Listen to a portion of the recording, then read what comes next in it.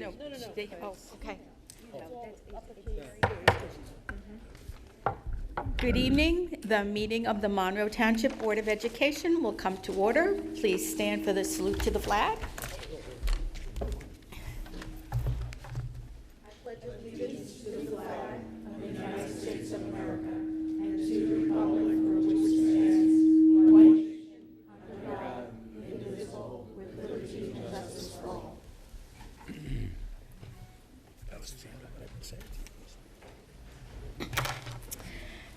May we have a roll call, Mr. Gorski? Certainly. Mrs. Arminio. Here. Mr. Braverman. Mr. Chiarella. Here. Mrs. DeMayo. Here. Mrs. Lang. Here. Mrs. Carino. Mr. Ryback. Here.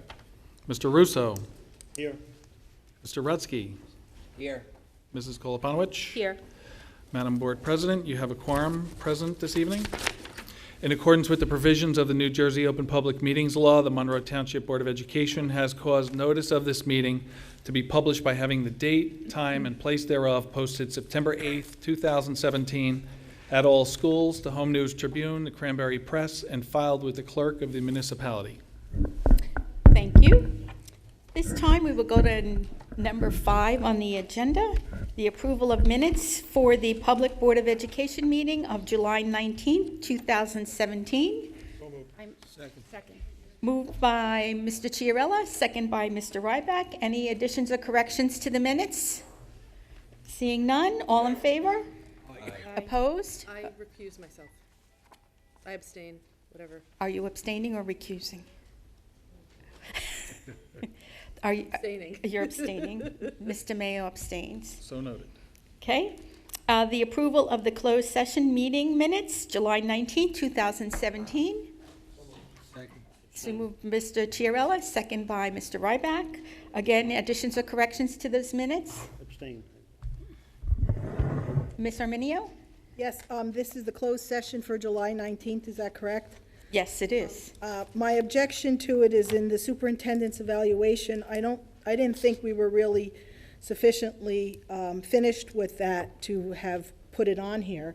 And if we were, there's certainly not enough information in the minutes to suggest the dialogue that went on in that closed session. So I think that's fine. You can call the roll.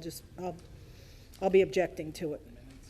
Did go through Okay, I believe Mr. Ryback might have done that one, but But did he might have submitted the minutes, then I don't know. I believe they were checked by the attorney, our attorney, to make Well, sure. yeah, I definitely think they're insufficient to, if the public wanted to read what the conversation was, there would be no way for them to understand what went on. But I also think that it's not complete, so it shouldn't be on here to begin with yet. I think after tonight. It Well, might be. we still had the closed session, and that was on closed session. So, any other comments or questions? Okay, all in favor? Aye. Opposed? Uh, Ms. Arminio opposes. Abstentions? Ms. DeMayo and Mr. Russo, you're abstaining? That was in closed session. Okay, thank you. So I think you're recusing. Recuse yourself. Do you have all that? Yes. Okay, thank you. So at this time, we're honored to have today with us Lieutenant Daly from the Fire Department number 3, who is going to come to the board and give us a presentation. And I'm going to ask Dr. Kozak, Mr. Gorski, and Dr. Alvick to come up to the podium with.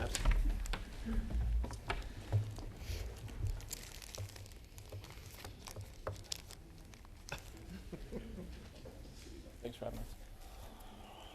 When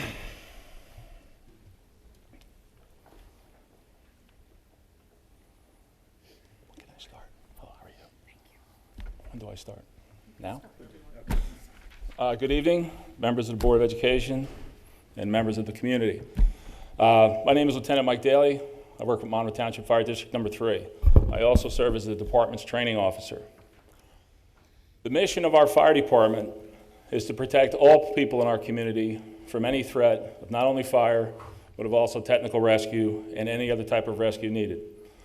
That being said, a proper risk assessment helps us to determine the level of training that we will need to provide that type of service to all the members of our community. A risk assessment that shows that thousands and thousands of children are transported every day to the Monroe Township schools put our perspective into being able to protect them while they're being transported back and forth. Our ability to work with Superintendent Gorski's office to acquire some decommissioned buses to provide an extrication training for our members was no small task. And I am very grateful to all the members of Superintendent Gorski's staff. Am I pronouncing your name right? Am I? Okay. Dr. Kozak's the superintendent, I'm the middle. But I dealt with you, so I know you. Yeah, but he's not. Okay. Okay. With the assistance of all the members of the Board of Education, we were able to deliver state-of-the-art dynamic training for over 100 firefighters of our community, including members of communities that neighbor our area who we rely on for assistance. That's no small order. It took a lot of work and a lot of great assistance through a lot of organizations in this town. We feel that it's very important to keep positive relationships with all these entities in our town, and to do that, I'm here to say thank you formally to the Board of Education. I brought 2 pictures framed from some of the training that we did. Along with that, I have a plaque that I'd like to present to the superintendent. So your mom will be proud too. Okay. In appreciation to the Board of Ed of Monroe Township Fire District 3 hereby supports and commends the Monroe Township Board of Education for their support and generosity towards our training. Thank you very much for all that you did for us.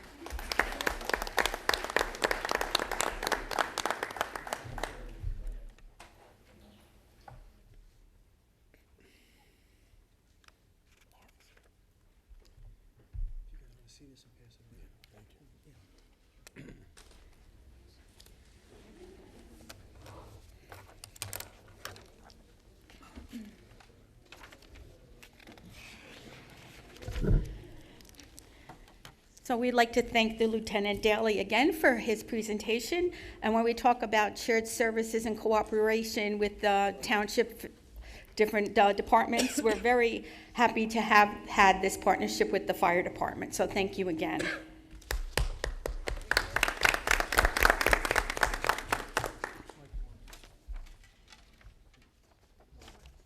Okay, thanks. So at this time, we are going to number 7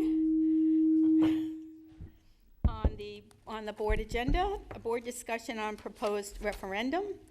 So this is a very, it's been a very long time since we have talked about referendums and the need for new schools in our district. So this is a very important resolution we have on the agenda this evening. So I'm going to read the resolution and have it moved in second. And then there is a statement that I'm going to have Mr. Gorski read from the township. And then I'm sure he's going to be able to give us some financial figures. And then Dr. Kozak can give his input. And then I will open the floor to the board members for any comments or questions you might have.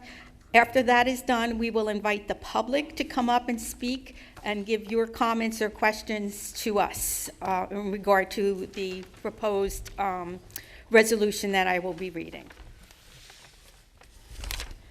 So at this time, it's okay if I read it.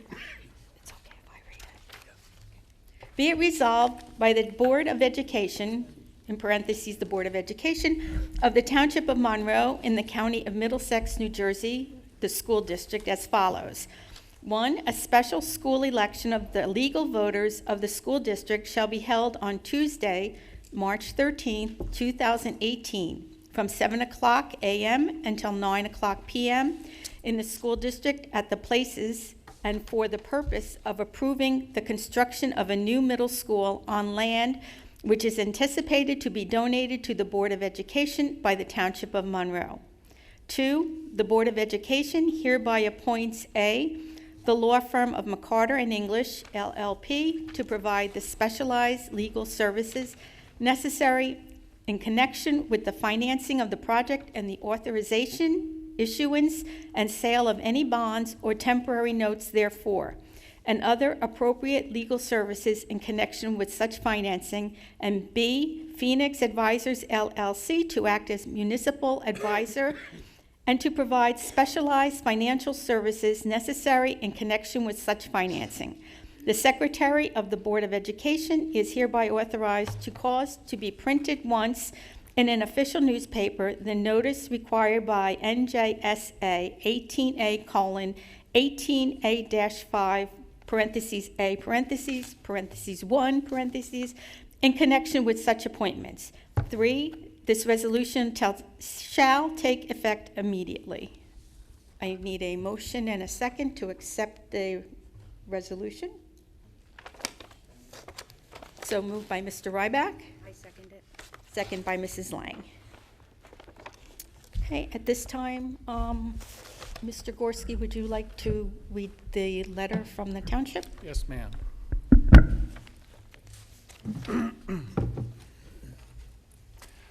The letter I'm in possession of and about to read was requested by the board president of the mayor in the township to express the township's intent to transfer the deed to the Board of Education at no cost.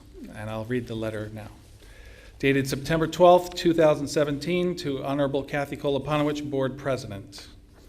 Regarding property acquisition, Block 25, lots 14.1 and 16. Dear Mrs. Koloponowicz, the township is in receipt of the Board of Education's August 23, 2017 resolution requesting that the township acquire property designated on the official tax map as Block 25, lots 14.1 and 16, and transfer the property to the Board of Education at no cost for the site of a new middle school. Be advised, the township appropriated $125,000 into the Capital Improvement Fund for this land acquisition. On September 6, 2017, the Township Council unanimously approved a $2.5 million bond ordinance, which includes 5% down payment or the $125,000 from the aforementioned Capital Improvement Fund. At my direction, the township attorney is actively negotiating with the attorney for the property owners to acquire the property as expeditiously as possible. We are also reaching out to the County of Middlesex to discuss the county roads adjacent to the site. Once acquired, it is the intent of the township to transfer the deed to the Board of Education at no cost. We will keep the board informed of the progress of our efforts. Very truly yours, Gerald W. Tamboro. Thank you, Mr. Gorski. And at this time, do you have some financial information to pass on to the community and the board members? Yes. And if I may just elaborate on your introduction of Sure. the project. The Board of Education has been engaged in a very democratic committee process to study enrollment patterns in the district. A professional demographer was hired by the Board of Education to do enrollment projections for the next 20 years to come. And the projections were studied at the Student Growth Advisory Committee, which was a very fair representation of the entire community. Parents, administrators, planned retirement community residents, and even students were on the committee. And the committee, after studying all the information, recommended to the Board of Education to proceed with 3 projects that the evidence supports the need for the addition. The first was a new Monroe Township Middle School. The second was an elementary school. The third was an addition to this high school, which opened at capacity and is now over capacity. Then administration was tasked with the design of the referendum. And we worked closely with the township on this issue, as well as members of the community. And the Board of Education engaged in a land search with the use of realtors, with assistance asked by the township engineer, and through our own efforts, which ultimately led to the identification of a perfect piece of land for the middle school project. The middle school is the most emergent need as far as enrollment growth, high pupil-teacher ratios, and bottleneck facilities that we have. And we went, actually, just to give you a full picture, Mr. Tague and I actually got to the point of desperation looking for land in this township where 75% is encumbered already, either in green acres, farmland preservation, or otherwise, to find a site of about 20 acres to 30 acres suitable for a middle school. And we identified about 20 properties where we actually went on our own, visiting these properties, knocking on doors, looking for a suitable property. And as fate has it, we found one. It's the golf driving range on Applegarth Road. The board also pursued land that was offered by the township, which was about 65 acres on Old Church Road. That property was planned for a new elementary school and a middle school because of the size of the property. It could hold both. But some of the environmental studies that were performed delineated a bigger wetlands footprint on that property, as well as other challenges, including but not limited to narrow roads, which would have to be widened, costing over $10 million, sewer connections, because the infrastructure in town is not suitable, and it was not in the best area of town as far as demographics go. The golf driving range is perfect. It doesn't need extensive deforestation. It doesn't have environmental contamination like some of the farms that we have visited in this township. We found a beautiful apple farm, but it was assumed that there was arsenic issues that went back. And the roads are of a decent size, that they don't need widening at an additional cost. It's in the sewer connection zone. It has a very minimal wetlands footprint, which is also unusual in this area of town on the south where the most growth is occurring. And it's adjacent to our other elementary schools. So from a transportation standpoint, everything works very well. So we went full steam ahead, and then I was tasked with looking at how can we purchase this land. An extensive review of the statutes with bond counsel and the board attorney and I determined that a school district can only purchase land through voter approval. Voter approval through the budget by specific identification of the project of land that wished to be purchased through the budget with a specific question as such, known as a second question, or through a bond referendum question. The timetable for that was unfavorable for us because of the uniqueness of this property, the risk that it could be purchased by another interested party, and if it was lost, we have no suitable second option.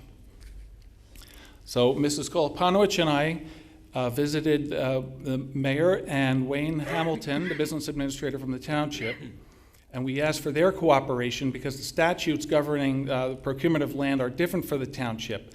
All that is required is the passing of a bond ordinance, a second hearing, and then the purchase, and they can transfer the land then to the Board of Ed at no cost.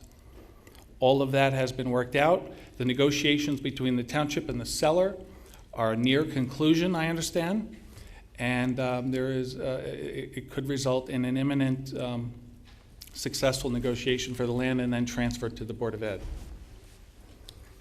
the board hired a professional cost engineer to study the middle school project and come up with an estimate for the bond referendum question.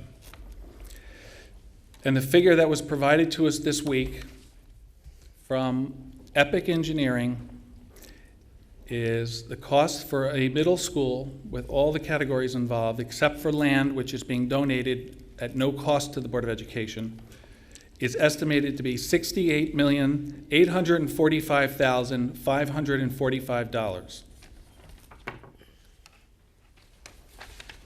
I then worked with the financial advisor to look at a bunch of variables to calculate what the tax impact will be for the community.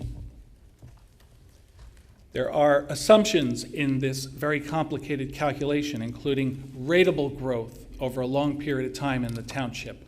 We were very conservative with that estimate.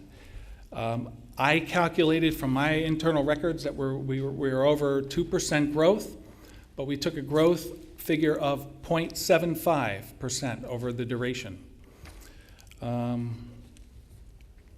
Interest rates is another.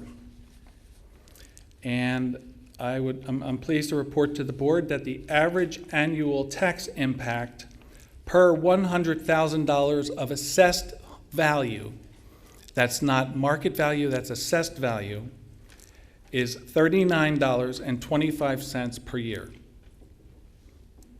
And again, that's the average annual tax impact on a home in Monroe per $100,000 of assessed value. If successful, the average will be $39.25. We are working very hard with the financial advisor now to develop an amortization schedule that's conforming with Department of Finance laws that will wrap around our current debt schedule so to have a very linear schedule going forward and there's no spikes or drops in any years. Over time, our debt schedule falls off. In about 10 years' time, we pay down a significant amount of principal, which absorbs greater principal installments from this bond sale, again, keeping a very linear track for the Board of Education and the residents of the township.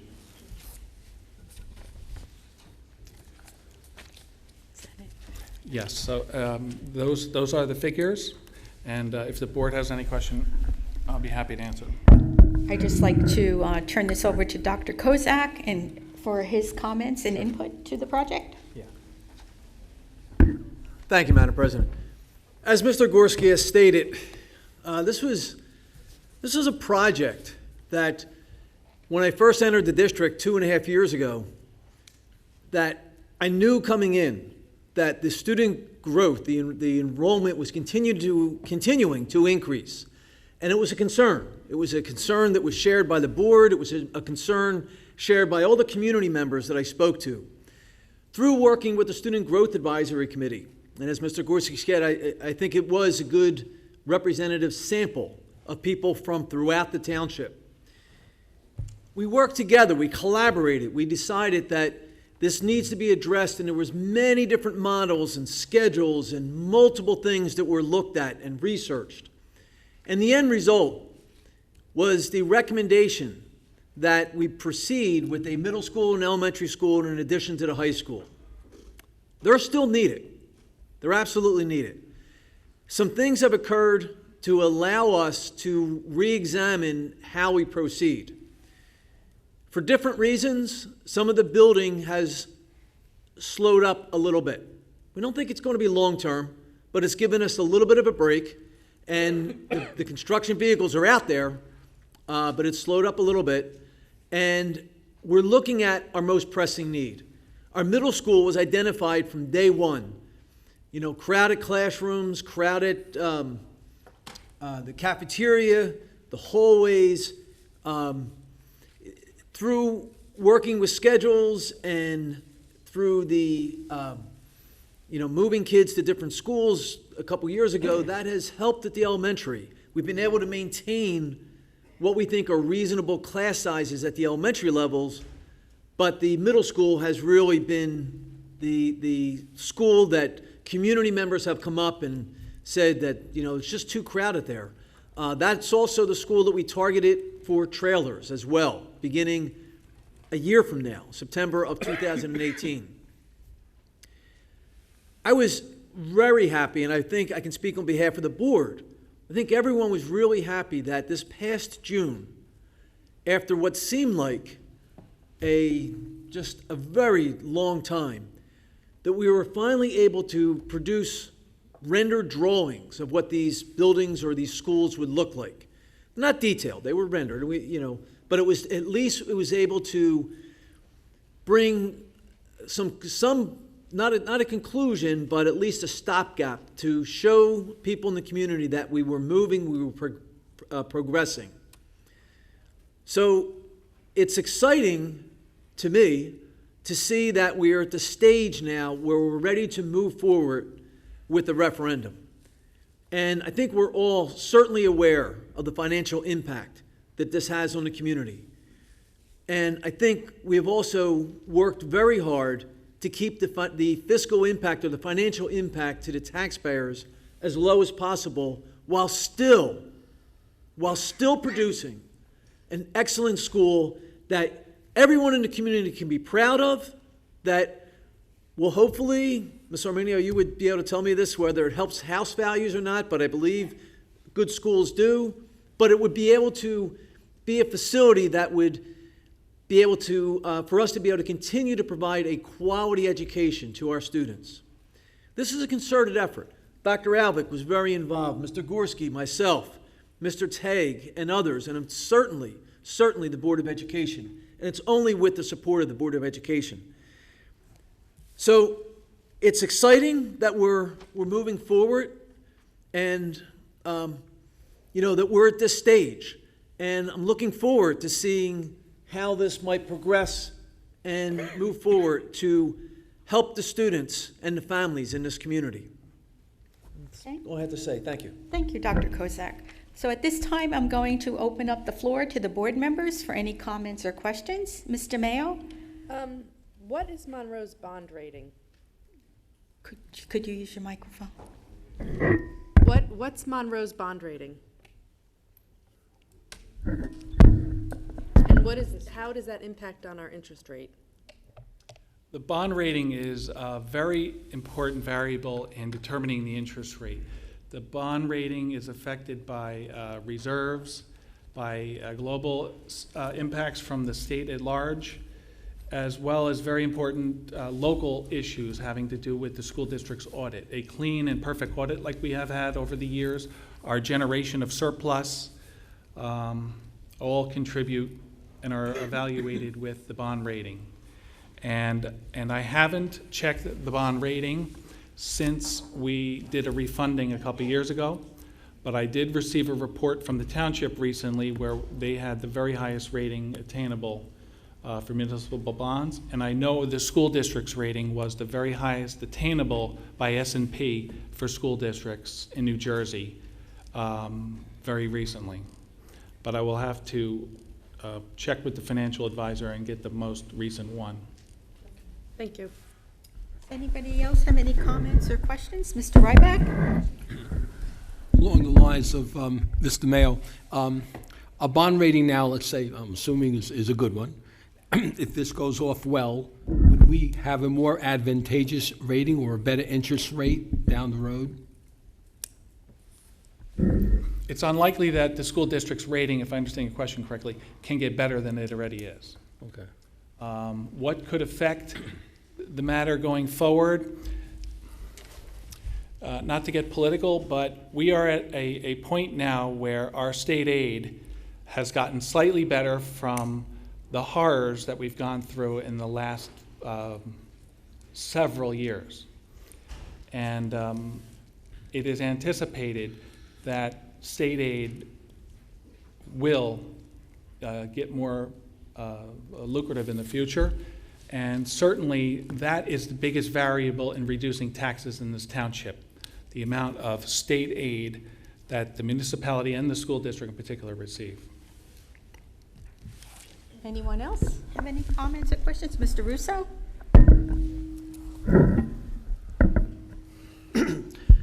Regarding the high school extension, I'm just curious why that wasn't chosen first, and what would be the cost of that? Do you want to answer that one? Yes. Okay. As I mentioned before, out of the three projects, the middle school was the most critical to address first. The bottlenecks that are occurring in the cafeteria would not even allow trailers to the point where that could help. We are already planning 12 portable classroom trailers next year, 10 for instructional and 2 for cardio labs. The per pupil class numbers are also the highest in the middle school. So that was the committee's recommendation and administration's to address first. That was also the first one to come to fruition to be able to do because of the land coming into view, where we anticipate that soon. The elementary school, because of the redistricting that the district engaged in 2 years ago, has leveled the load of students throughout the district. In the northern area of town, we're experiencing slightly declining enrollments, and by changing the borders through the redistricting, it pulled a lot of students out of overcrowded schools and offered a lot of breathing room there. We closely review the attendance and the teacher-pupil ratios in the elementary schools regularly, and we speak with the principals regularly, and we believe that the elementary schools can handle their current capacities and manage for a couple of years in the future. The high school has, believe it or not, the most flexibility because of the ability to schedule and course offerings. I just had one follow-up, but in terms of the date of the election, for such an important election, wouldn't it make more sense to have it in November, since it's a governor's race and there'll be quite a few voters coming out? Number of voters we know will be larger in the fall, which would better serve the community and the voters than to have it in March. There's a significant amount of preceding work and required submission of paperwork that precedes the election. And the earliest that we could accomplish all of that and properly market this referendum to the community so they fully understand this project, as of this juncture, is March. So I have a problem with that. I would prefer seeing it held in November when there's the governor's race and all the other candidates. Can appreciate that, For but the we would public's never, interest. we would never be able to have all the required submissions in by November. You mean this November? Yeah, and it's also that the state only allows us to go out for a referendum. I think there's only 5 dates throughout the whole year, and I'm not sure if November is one of those dates. I don't have all of them with me, because I know we can go out in September, we can go out in December, I think we can go out in March and April, and I'm not sure what the other date is. So in order to go out for a certain date, you need to have all the information about 6 months ahead of time to the DOE. I was talking about November of 2018. I don't know if we can wait another year and 2 months, because at that, every year we go out, so if we pass this now in March, we probably won't have a school till 2021. But it would better serve the public who is actually making the decision on this. Yeah, but I know we need to have this sooner rather than later. Madam? Yes. To that point, it's imperative to know that the district is planning portable classroom trailers, as I mentioned, for the 18-19 school year. That's estimated to be at a cost of about $500,000. That money has to be budgeted in the general fund, which right now is at cap. So that means that $500,000 is going to have to supplant current programs and instructions in the general fund in order to fit. To delay any longer would require a much more extensive number of trailers at a significant cost and impact to the budget. That's why it really is imperative, and we've mentioned this throughout the 2 years that we've been getting engaged in this process, that we get a referendum on as soon as possible. And now that this land has come to a near fruition, March is the earliest date where we could do that. We're talking about 6 months, right? Thank you. Yes. Mr. Chiarella? No, it's I here. think it's me. I have a couple questions and then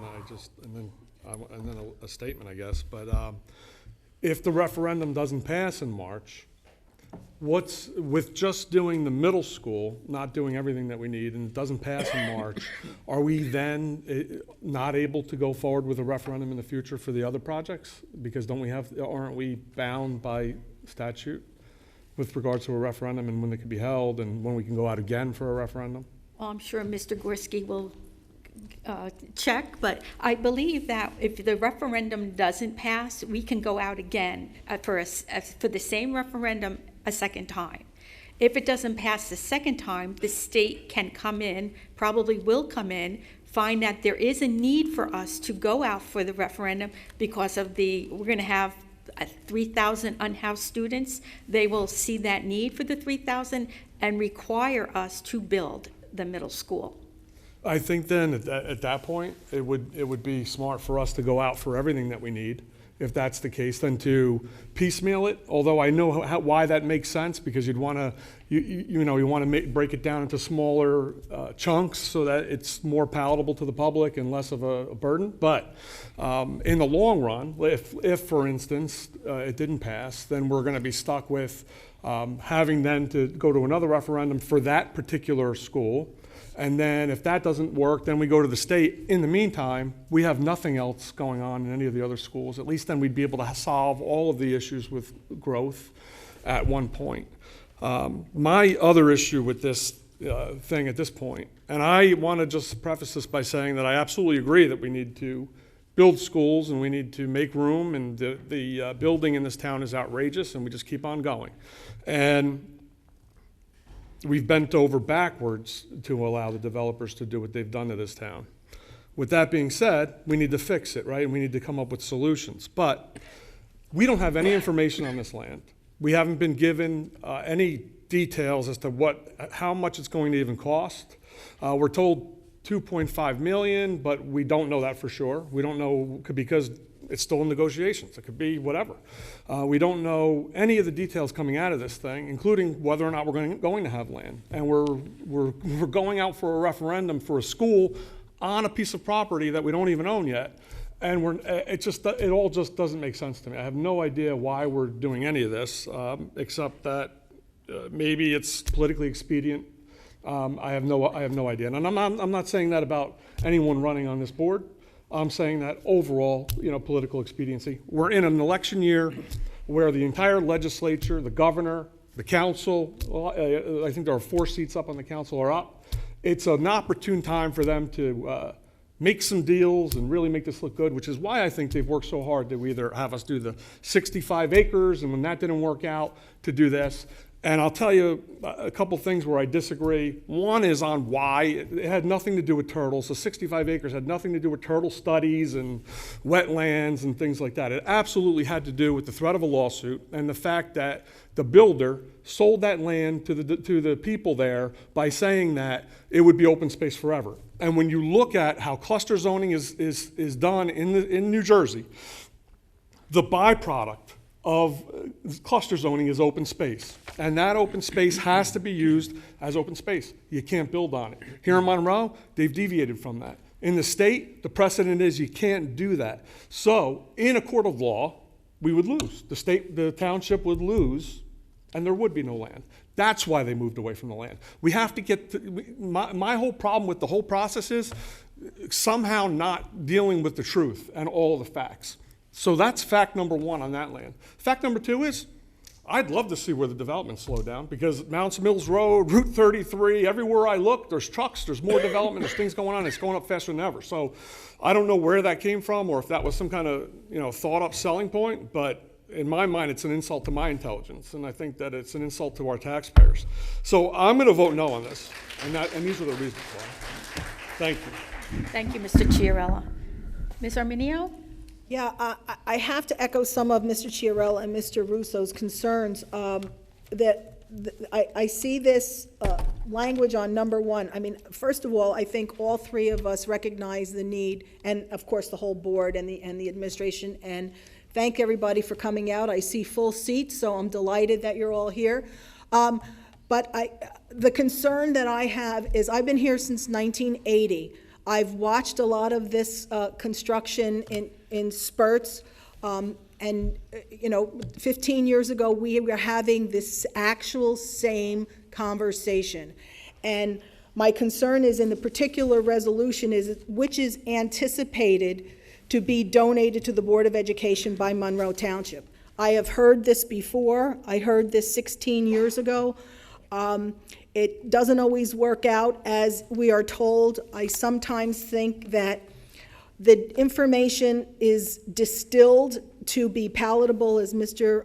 Chiarella has said, and not by the board, to tell you the truth. I feel that some of the information that we get, because we are not experts in land acquisition and building, and we're getting to be experts in enrollment crises that we have, but the information to allow us to make a decision that we are all responsible for making a multi-million-dollar decision.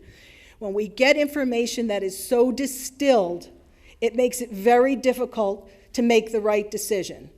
I have no problem making the right decision. The problem is sometimes, given the information and what we are told, again, not by our experts on this board, but by experts that we are supposed to consider, the difficulty is again, not a problem to make the right decision, to decide what the right decision actually is. I have a logistical question. Can we separate on this resolution number 1 and number 2? I mean, it seems that we would need number 2 to go forward, but I certainly understand the need for getting our paperwork for a referendum, and I could vote for number 1. The reason why I have a problem with number 2 is it is extremely vague. It doesn't tell us how much money is involved, how much money will be going to soft or secondary vendors and things like that. And, we've already paid, I think it was McArthur English that did project for Church Lane. I mean, I was reluctant to spend, I think it was, $30 million? I was reluctant. 30,000. I'm sorry, 30,000, excuse me. A lot of zeros. It was costing a lot of Yeah, fun. we're sorry, guys. We could have built our own school, Yeah, right for Michelle. that.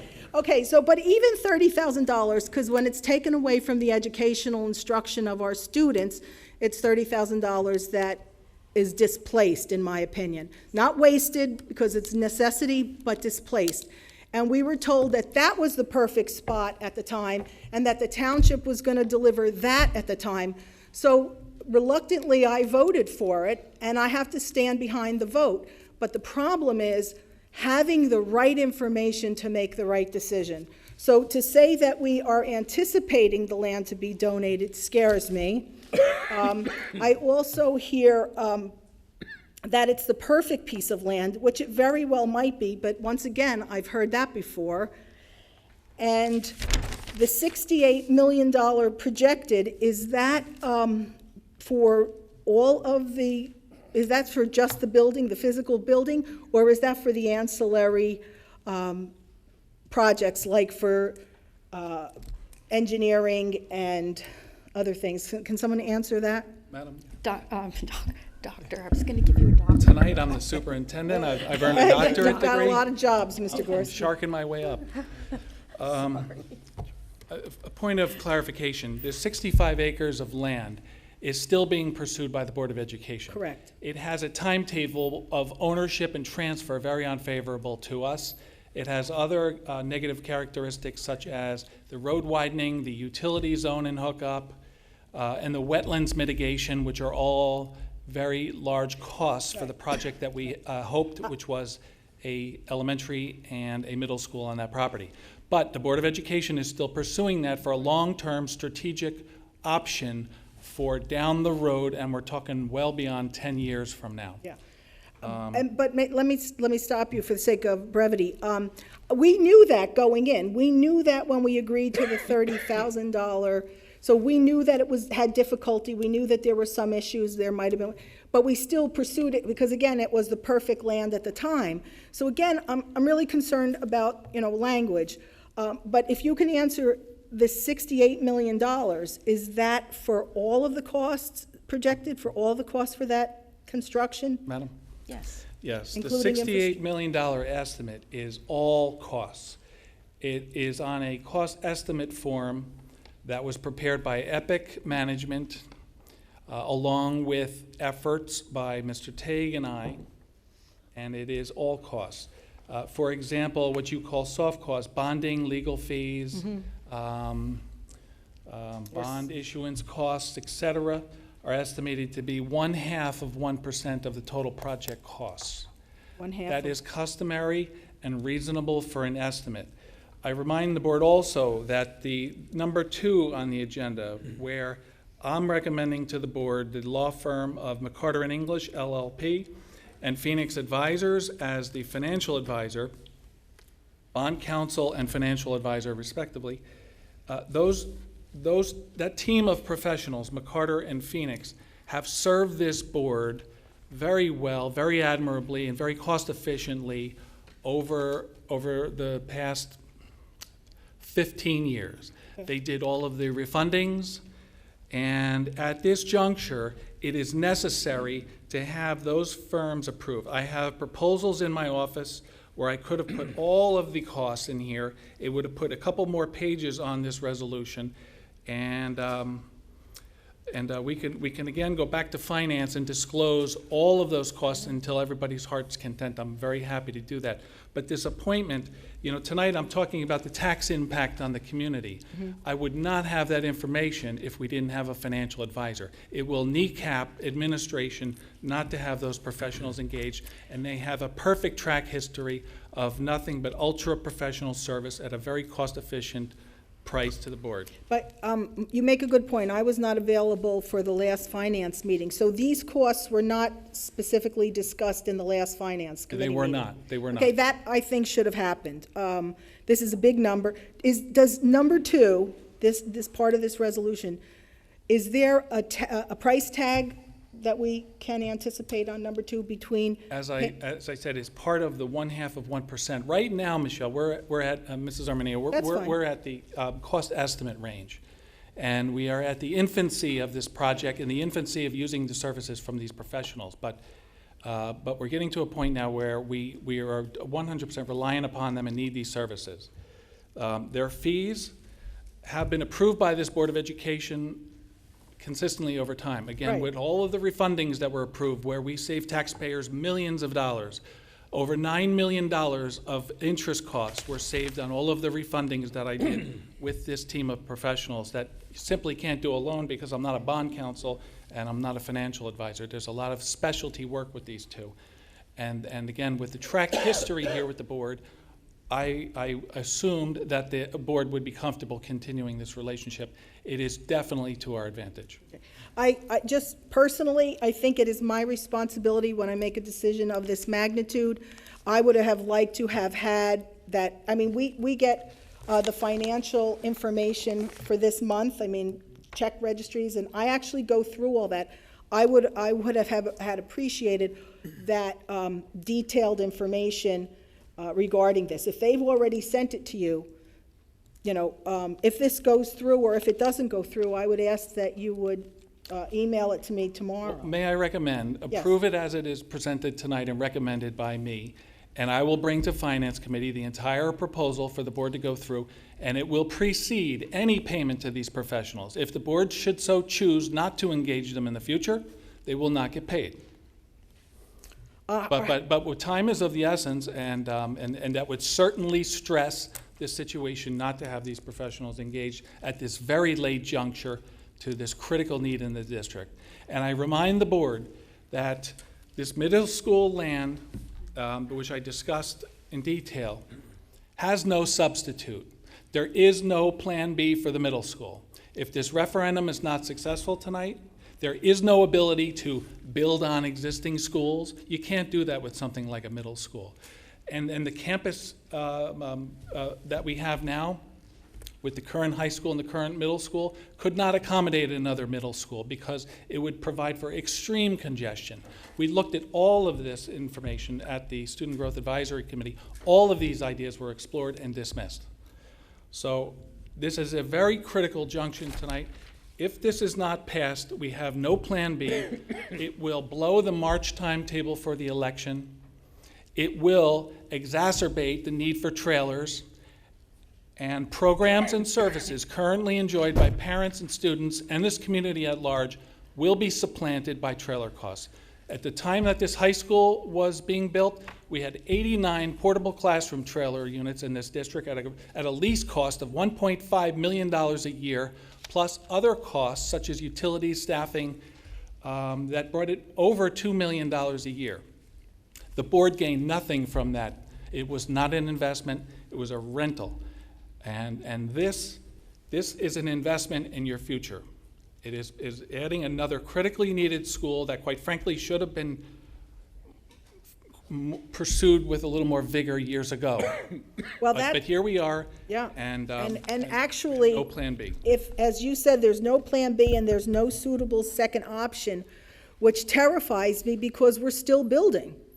So if there's no suitable second option now, and if there's no other land, and, you know, it's sort of a catch-22, the more we build, the more we need school property. The more we build, the less property we have available for the future. So the district, the educational district, is really in a quandary, and I feel very disturbed by that, and it's always a crisis that we have to make these decisions.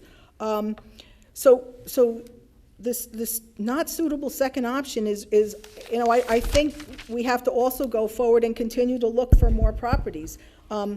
You know, again, going back to the word anticipation, we're anticipating this land to be donated, and it better be, or else obviously we're going to be really in big trouble. We're anticipating state aid, and we haven't gotten that for 17 years. Any additional, we got less than $500,000. And we're anticipating the land possibly in Church Lane. These are really big numbers for anticipation. Madam? Wait, and the current debt, we have the current debt, and you can correct me if I'm wrong, I think it's down to either 125 million or 130 million currently we have as debt.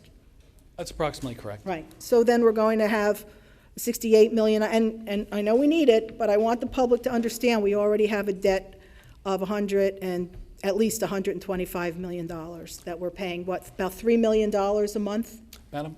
Yes. We're paying currently about $6 million a year in principal.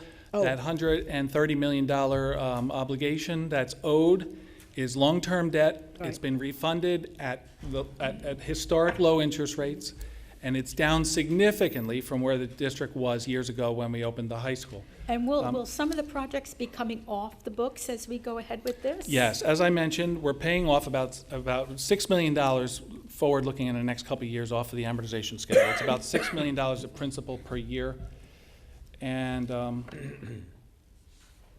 going to wrap the debt around as best as possible. So yes, our debt obligation is going down, and the district can easily accommodate this on our debt borrowing capacity. I just calculated, and it's going to be presented in the next comprehensive annual financial report. The new borrowing capacity for the school district is approximately $191 million. So we're far below that. Wow. And the whole debt service budget is about $10 million a year. We're a young district. We have a lot of bonds still being paid off. We have a lot of young schools, just like this one. We are experiencing a lot of growth right now. And as I mentioned before, this was provided to the board multiple times. This is a list of the 20 properties that we viewed, color-coded by their expectation of meeting our needs. And there are very few that could be considered. The one for the middle school This is unique. There is no other one. Now, I want to be clear, too, to Mr. Chiarella's point, there are other options that the board can engage into, which we don't have prepared administratively yet. You could pursue an elementary school. We would have to put together a cost estimate and see what that's involved. Would that be something that replaces Applegard School? Would that be additions to the current elementary schools? We're not there yet because the focus that we've been tasked with has been the middle school. Again, that's the most immediate need. And the high school is also in need. But again, if you ignore the most critical element of this being the middle school, you will be not satisfying the blaring red light on this issue. And you will not have a solution, and as many trailers as you could put there will not help with the middle school because of the infrastructure with lunches and everything else. I just want to finish one more comment. Given the experience we've had on Church Lane, that may eventually that money will be well spent, do we have to, in order to prepare for the bond, spend this money that is suggested in the second part of this resolution? No. Okay. No, but I would like an authorization by the board to utilize these professionals, or I feel as your business administrator, I'm causing an encumbrance that I don't have the authority to satisfy. The board needs to commit to this project. This is part of it. There are, respectfully, you're certainly in the field of real estate, and you understand the soft costs needed to purchase a home. There's always closing costs that surprise a lot of folks. In this instance here, we have financial costs, and we need bond counsel, and we need the financial advisor, and we need to begin working on that yesterday, and that's why this really needs to get approved tonight. No expenditures will be made, again, until we go and present every fee with every proposal in finance and pass another more detailed resolution in the future. But this at least authorizes us to begin working with them, which without is going to compromise going forward with this. I just had a hypothetical question. Let's say the public votes down two referendums, the state comes in. Would that in any way help us if we then wanted to sue the state for fair funding? Madam? That's a very good question, Mr. Russo, and we read a lot of speculation recently on social media and things like that. Freehold Borough had 2 referendum defeats. And the state came in and they looked at their enrollment information and they looked at their facilities and they saw the need, and the state overrode the voters and approved it. And because of the affluence or lack thereof of the community, the state pitched in 85% of the project cost because the rateable base was not enough to support it. In Monroe Township, under that hypothetical situation, we're hoping this is successful off the bat, and we're going to make it so. But if under that scenario it's not, it would go for a second election. If that's not successful, the state will come in, it will review all the demographic reports and all the submissions and the project itself, and they may override the voters and say, yes, you've demonstrated a need here for thorough finishing education, you need this school, we're going to approve it. But in no circumstance will they pay for it in Monroe with our degree of affluence here, by our very strong rateable base and the average incomes as reported in aggregate by this community. Okay. And the other thing was the cost of the extension of the high school. You didn't give me the price of that. We don't have a definitive cost on the extension of the high school. No We don't have a project scope for an elementary school because we've been going full tilt with the most immediate need, which is the middle school, and we have brought that to your presentation tonight. Yes, we will be coming back in the future with a need to expand the elementary schools and in addition to the high school. That was planned when this school opened. This community has always approved referendums on an installment basis, never prepaying for any available space before it's needed. And we will have a need for those referendum in the future. Mr. Russo, at the board meeting in, I guess it was August, somebody had asked us about suing the state. Why don't we sue the state?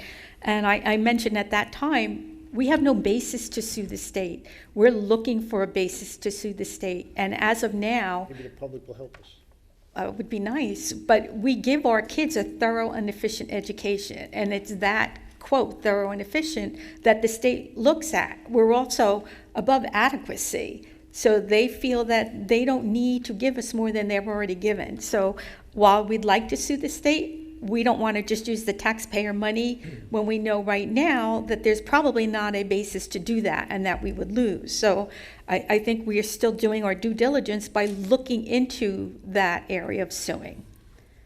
Mrs. Lang? So I have just a couple questions. I've learned, I don't want to sound like a Debbie Downer, but I've learned that our best laid plans of mice and men go awry. What happens if the land doesn't come through? Can we pull the referendum? Can what is our next step? If we vote this tonight, but for some reason, some act of God, we don't get the land and we can't go forward? Thank you, Patty. You're welcome. I'll be happy to take that. I can attest that from my vantage point, as well as the board's, Dr. Kozak's, that the township has every intention, as they expressed to Kathy and I when we first humbly went and asked for their help, to buy this land and donate it at no cost to the board to us. We also have been apprised of the negotiations and some specific last requests of the seller, which I brought to the board's attention, and we had support from the board on that issue. To use an analogy, the negotiations on this land with the township and the seller, I believe, are on the 1 or 2 yard line and are imminent for a settlement on negotiations. And then, if the township owns this land, they've already communicated their intent of what to do with it in both bond ordinances that they passed. And we have a letter of intent from the township indicating that they are going to transfer it to the Board of Education at no cost. I believe there is an extremely high probability that this will execute very quickly. If, in the hypothetical, something goes wrong with the negotiations, the township still has the right of eminent domain with the process. So there still is an option of acquiring the land through that way. The board has expressed their desire to do it through fair negotiations processes, and that is where it is.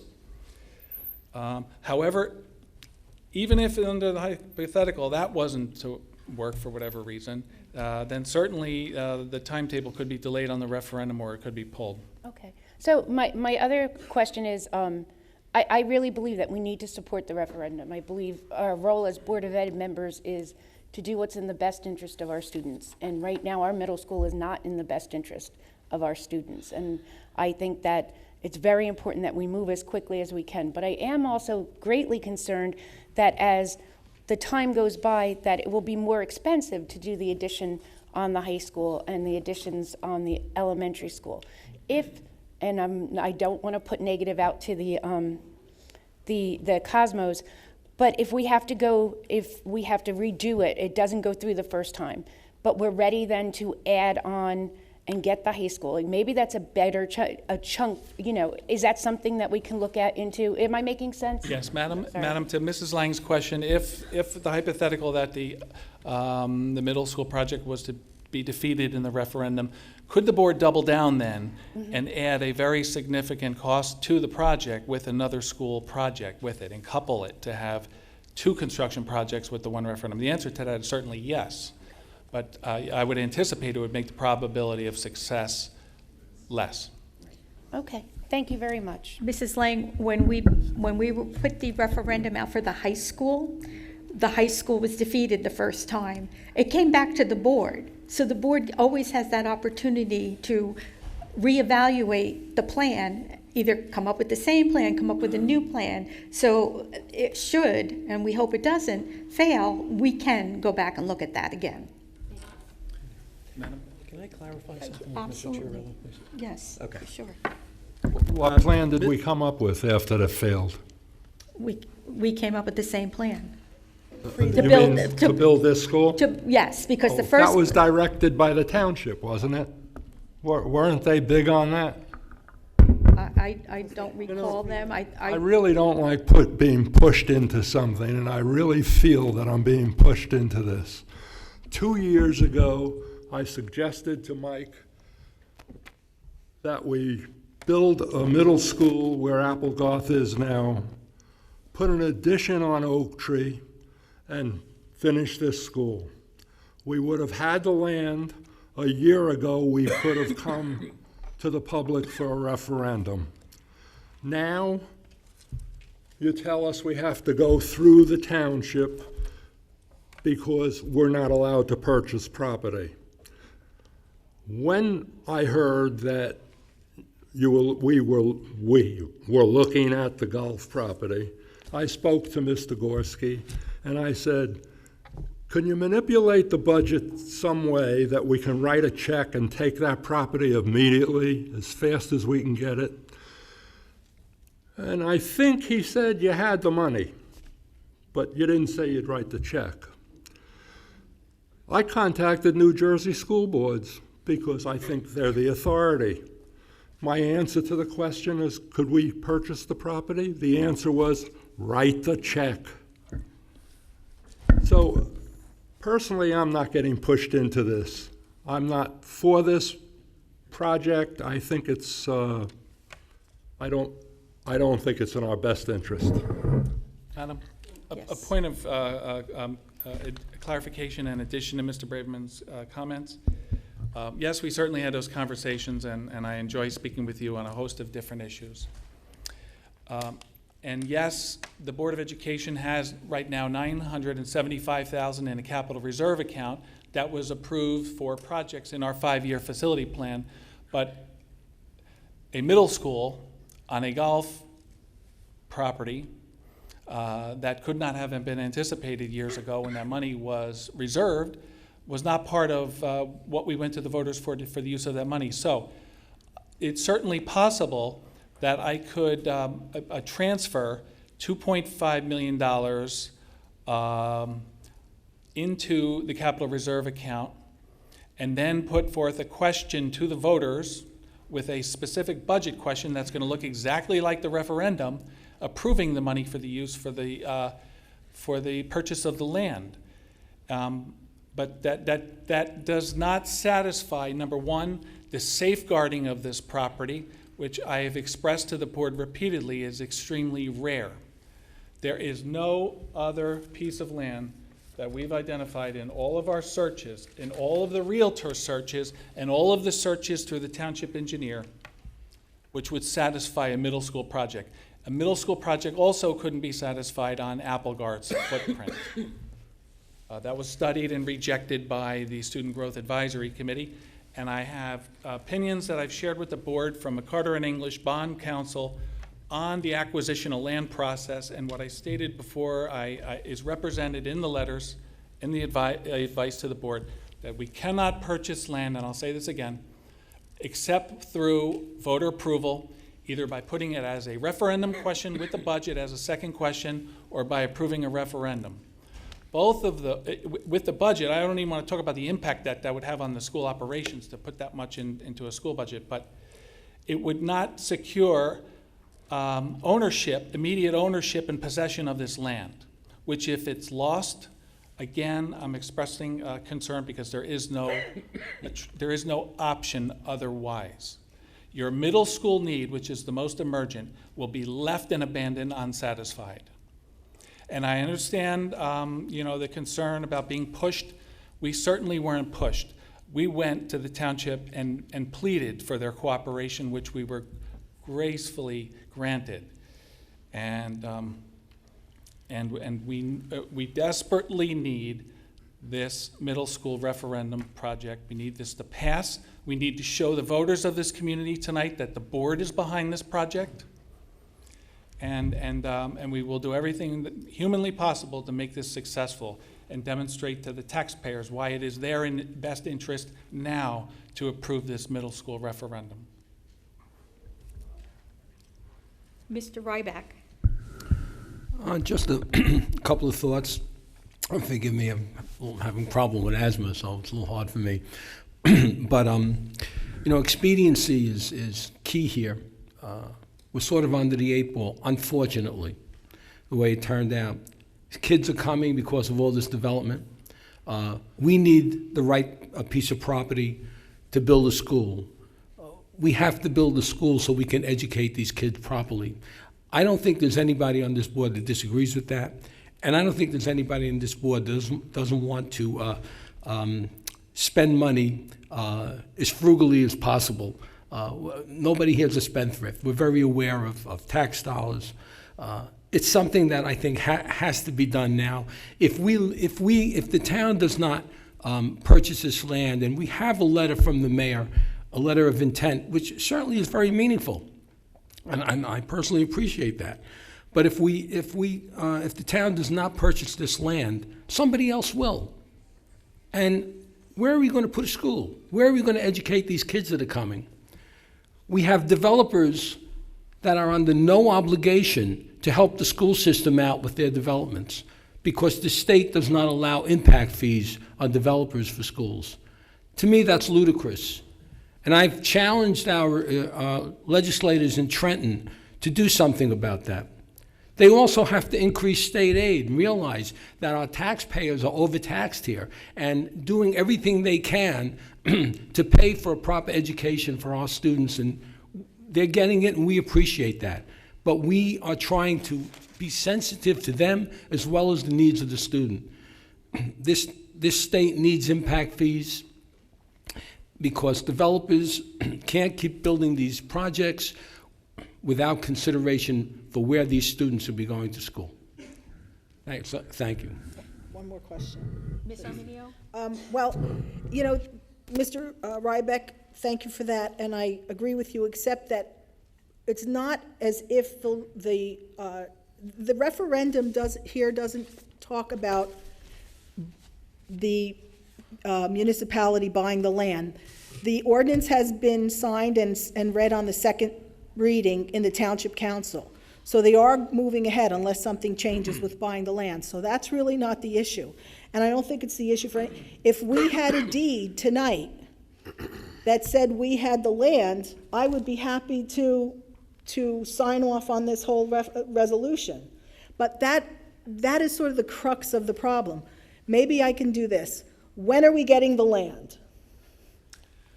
Madam? And when can we start building? The earliest we can start building. That's information I think is critical to the decision. We talked about all of this in the timetable intimately in closed session, where I had that information readily. But I will tell you that the first step, again, is the township's successful negotiations for the land. That is imminent. We believe that closure will come soon. By the way, there is another offer on this property, too. Secondly, the Board of Education, once the township owns the land, will engage in required studies by the Department of Education for a school facility. There is a host of different environmental and different tests that have to be performed, and that will go over a period of months before we are satisfied. Once we are satisfied that it can be owned, and all the preliminary engineering work that we have has been a perfect green light on that issue, and as forecasted that it will be, then the district can have the official recognition of acceptance of the deed from the township. You're probably talking about 9 months away, if I recall what I presented to the board in closed session.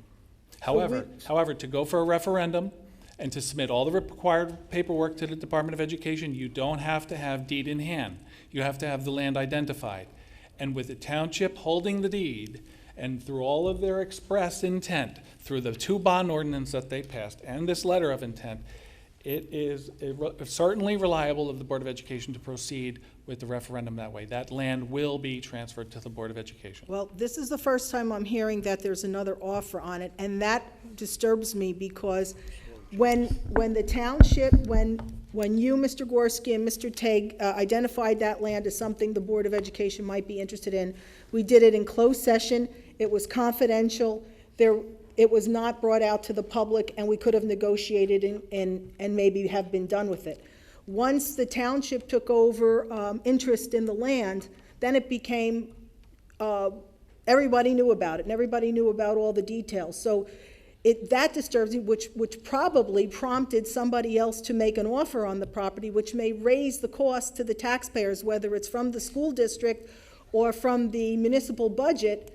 The fact that it was broadcasted, I mean, when we held it close to our vest and tried to do the right thing, and believe me, I'm all about transparency, but in a negotiation system, I definitely understand. And the Open Public Meetings Act says, you know, one of the things you can go into closed session for is negotiations, which would have been happy to keep that under wraps so this very thing wouldn't happen. So my concern is somebody's going to get the benefit, they may get the benefit of this land and raise the stakes for the overall community and the school district. I don't know if, this might change my vote, but I don't know if voting for this is going to preclude a second buyer from creating a real problem for both the municipal budget and the district budget. And that's a shame. It's been communicated to me, the specifics of that other offer. I do not believe it was from any suspect information leaked by the board. I can say that quite definitively. Not our board, for sure. No, or the township in this regard, because of the specific nature of who's interested in the property. It will not cause the township to pay one nickel more for it than they would have through a regular negotiations process. We don't have anything in writing, they don't have an intent, so I don't see, from a real estate perspective, how we can be guaranteed that. Mr. Arminio, we have had Mr. Gorski, Dr. Yeah, Kozak, and I get we've it. had many conversations with them over the last 6 or 7 months. They understand our need for the school, and they also know that we're in a time crunch, that we need to get this land ASAP in order to have a bond referendum going out in March. I know that when we first started this process, when Dr. Kozak came here, they offered us the Church Road land. We've had some issues with that, weren't able to get that in a timely manner. We still wouldn't be able to get that. So I know that it got to the point where the board had to go out and look for land on its own. And I know that Mr. Gorski and Mr. Tagg identified pieces of land and then knocked on people's they were doors for great. property. This was the piece of property that was identified as the best plan for the middle school. After Mr. Gorski looked at all the options for us to purchase it, and we couldn't do that, we reached out to the township. They didn't come to us, we went to them. And they understood, they didn't know that, they knew that we were looking to build a school, but they weren't involved in the property search, they weren't involved in anything like that until we approached them. And they really got on board and thought it was a great idea to work with us as a shared services where they would purchase the land and give it to us. And that's where we are. They know, because we've had recent conversations, how desperate we are to get this going. Mr. Russo? Those two new things were introduced, the eminent domain and this potential buyer, this other potential buyer. So how do those things play out? Why would we be talking about eminent domain and then another buyer? The township has the option of eminent domain on the property, meaning that if negotiations aren't successful, it serves the public interest for the township to acquire this land, and they'll get appraisals on the property, which we've had 2, and the seller's getting their own. That's a 3rd appraisal. And then it'll be determined what the price will be, and then the township will get the land that way. Does this other buyer impact that? The other interested party in the land is a religious organization. It's not somebody looking to run up the price or do anything disingenuous here. And it will not affect the price. Okay. Ms. DeMeo? Can I say something? I understand everybody's concern about the growth. We all have that concern. I also understand, the uncertainty of this. But I, as a parent who had a kid in this school last year, feel the need we need to move forward with this. I saw firsthand how crowded that school is. And my son's class had over 550 kids. I think now they're closer to 600. The hallways are crowded. My son had 30 kids in several of his classes, critical classes, not, specials. And I can't imagine that school handling any more kids. And personally, I don't want to spend money on trailers for an unknown amount of time when that money could be better spent actually educating our children, whereas we get a greater benefit about having an actual new school built. So, as a parent, I feel for all the parents who have kids who have to deal with that overcrowding, because it's a lot. And so that's what I feel about it. And I could say, since August 1st, there's been approximately 180 new students added to the district this year. So we are growing at a fast rate. And I know that we wouldn't be just doing a middle school if we didn't feel that the major need is at that middle school. And it doesn't just affect the students going, it affects the parents going, it affects the staff that are working in the middle school. And I think sometimes we forget about them and how they have to deal with the growth, and they have more students in their classes also. But I think it's important that we expect, if we pass this in March, if we pass it tonight, have a referendum in March, the school will not be available until 2021. By then, we will have almost 3,000 unhoused students. And I don't know as a board how we can justify doing that. Madam? Yes. 2 more seconds. It's very important to understand this statistic. Currently, we have 1,500 unhoused students in this district. That's defined as students enrolled beyond the aggregate capacities of the school. 1,500 unhoused students right now, and the 5-year projection is for an additional 1,550 students. That's 3,050 unhoused students in the next 5 years if the board does not step up and pass this resolution and get us on the path to a referendum. As I've mentioned, and I mean this with the greatest respect, we have no other plan B for the middle school because there is no other available land. This is a very unique piece of land, and you have no other option. To vote no on this tonight will leave that undefined and have a problem unresolved, where we've gone through Herculean efforts to find this land, to come up with a means of ownership that's immediate and safeguards the property, and I've presented a tax schedule which shows it's certainly affordable. Anyone else from the board have any comments or questions? I'd like to clarify. Yes, Dr. Kozak. Yes. Thank you, Madam President. Mr. Chiarella, I just want to clarify a statement that I made earlier about the construction slowing down. I did hear that there was some issue with the construction slowing down, but I certainly don't have anything that I would consider factual. And it was also based on my observations on 33 off of Applegarth on the, I guess that would be on the south side, or the west side. I noticed that they started working out there and that they seem to have not been working for the past maybe a couple months or so. So, not meant to take the wrong way, and I certainly didn't mean to insult your intelligence or anyone else's with that statement. Apologies for that. Okay, if there's no more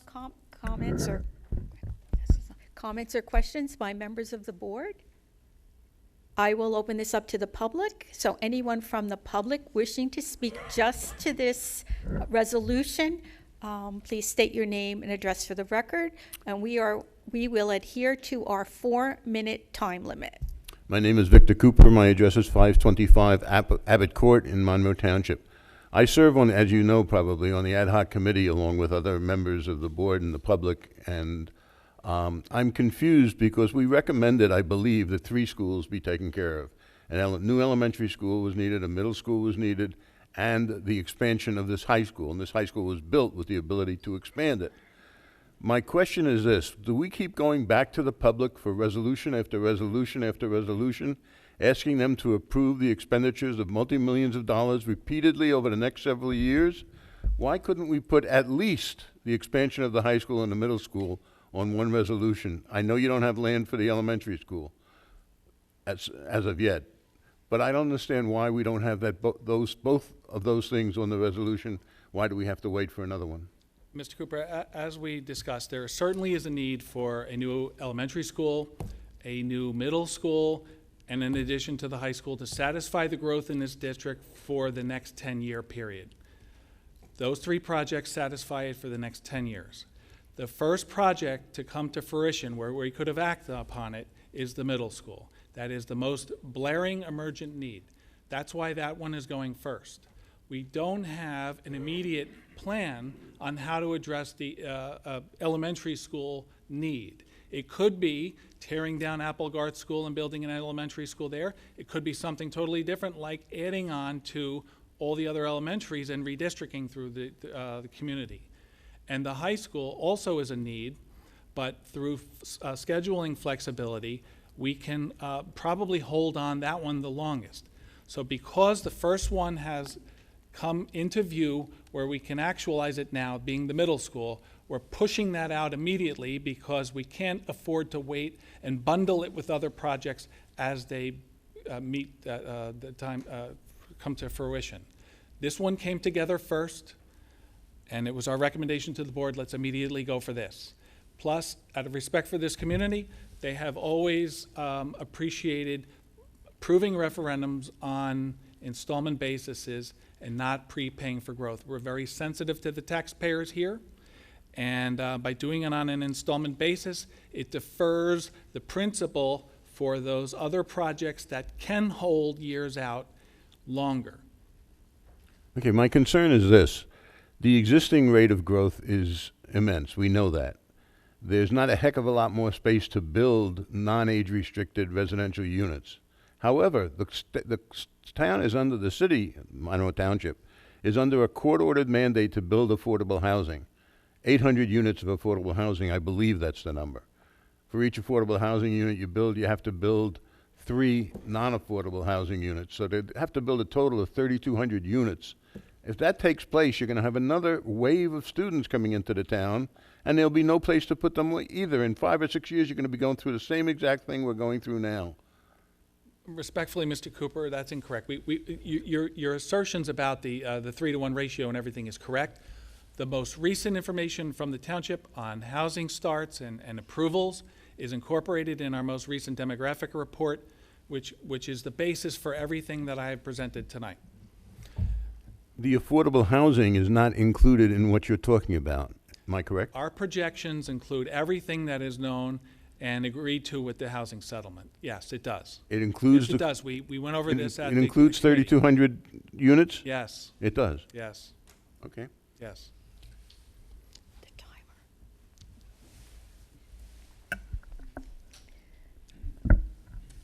How much, 4 minutes? Good evening, Chrissy Skirby, 21 Preakness Drive. I have to say I feel a little blindsided. Being as involved as I've been for the last 10 years in this district, I know the absolute need in all of our schools for more room. I've been coming to these meetings. I've been a part of ad hoc committees. I've been part of district education council meetings, involved in the school, on the PTO, and this project has always been that we were going to add on to the high school, we were going to build a middle school, and we were going to build a new elementary school. We sat here and we saw renderings of the high school addition, how the school was going to lay out on Applegarth, and the new middle school. Like I said, I feel very blindsided coming that the 2 big projects are being put on hold. I don't know how you drive into Monroe, Dr. Kozak. Building has not ceased. It has been going full speed ahead all summer. There are 4 or 5 units, complete townhouse units already up on the corner of 33 and Applegarth, and they are continuing to build. Those kids will be here quicker than we know it. In my area alone, by the Colts Run, I counted this morning 30 elementary school kids getting on the bus. Those are new students into this district this year. It is not slowing down for the elementary schools. It is not slowing down in the high school. Yes, do we need the middle school? Absolutely. We also need the addition to the high school now, and we need another elementary school now. We cannot wait. We cannot wait to see what happens with this project. How many years down the road are we talking about addressing the high school? It's at capacity. Ask any parent, ask any student that comes through here. It's at capacity here, and it's at capacity at Oak Tree, and it's at capacity at Applegarth. Oh, and one other thing, if I have a second. As a taxpayer, I think we all have the right to know, and I understand it's not the board purchasing it, but we, as the taxpayers of Monroe Township, deserve to know the purchase price of the land. Because you keep saying that we're getting it for free. No, we're not. We're paying through our taxes. It's not coming in the Board of Ed budget. It's coming in the municipal budget. I'm a taxpayer. How much money is being spent on this land? Nobody will answer it. The town council won't answer it. We're not hearing it here. We're the taxpayers. It's our money. We deserve to know how much money the purchase price of that land is going to cost us before we even approve another $68 million for a middle school. That's our right. We should know. We should have all of the facts in front of us as taxpayers. And again, Mrs. Arminio, you know me for years. I've always been at this podium yelling, we need more room, we need more schools. I am absolutely for it. But I think this project, just having the middle school, is absolutely wrong for our students and wrong for our district. We need to have all three at once. Thank you.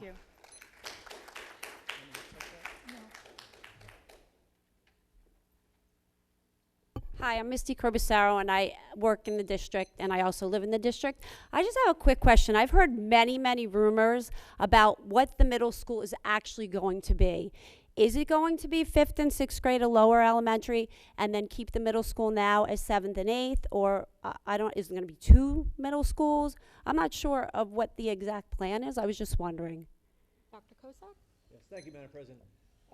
Through the work with the Student Growth Advisory Committee and others, the idea is to have 2 middle schools to match the facilities and the offerings so that there will be as equal as possible at both schools. The grade configuration would still be 6 to 8 at both middle schools in a very similar fashion to other townships or districts near us that we checked 2 summers ago when we drove around and I talked to people in East Brunswick and South Brunswick, and not everybody did this 6 to 8 configuration, but that was the recommendation from everyone, as well as my own experience, that we keep it to be as equal as possible.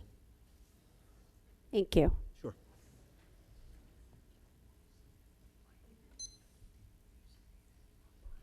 Good evening, everyone. Andy Pelori, 16 St. James Street. First of all, I want to thank the board and the ad hoc committee for finance for getting the additional $458,000 to the township. Every penny helps, and I commend the board and the ad hoc committee members that are sitting here for doing that. I agree with the sentiment that I think Ms. Lang said this at the outset of her speech, that you folks are responsible for our children. And I think you have a mandate to make sure that the kids are going into schools and getting decent education. With trailers coming in and the numbers that Mr. Groski has put out there, it's inconceivable to think that we pay close to $20 to $25 million in property taxes to send our kids to study in trailers. That's not acceptable.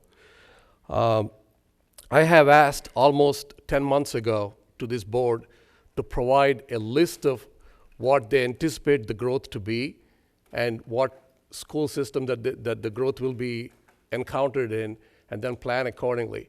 I know I hear a lot about the township building, a lot going on, and I agree that it's going on, not that the planning board or the council wants to see this township to be overcrowded, but it's a mandate, as Victor mentioned earlier. So we're trying to do the best we can to bring it down, but I am not speaking as a member of the planning board today. I asked for those documents, and I haven't seen it. And also, I see this deadline of only planning for 5 years and not beyond that.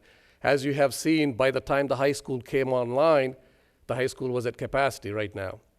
So it's my understanding, based on some of the meetings that I have attended in the past, that the middle school is going to be built for 30 classrooms to accommodate 1,000 kids. And if that's correct, then we automatically are getting into a situation where you're going to have 30-plus students in each of the classrooms. So I would like to get a clarification on that. And this is the thing that bothers me the most, the last point. I heard a lot of testimony from the members of the board with the acronym using I. It doesn't matter who you are. It is we, the township, that needs this to be happening. And I want to make sure that you put your egos on the side and make sure you do the right thing for the kids of Monroe Township. Thank you.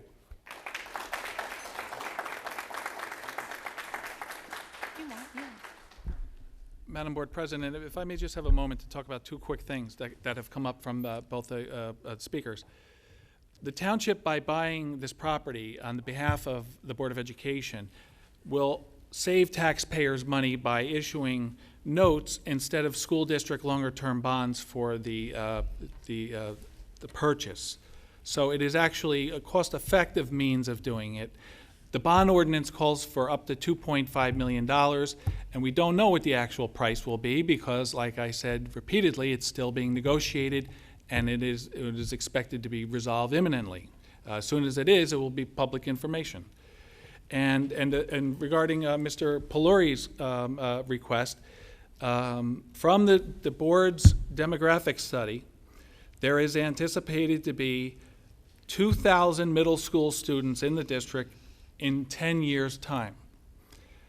So like I said, this project will satisfy the board for the next decade, and as Dr. Kozak indicated, by equally splitting the load between the two schools.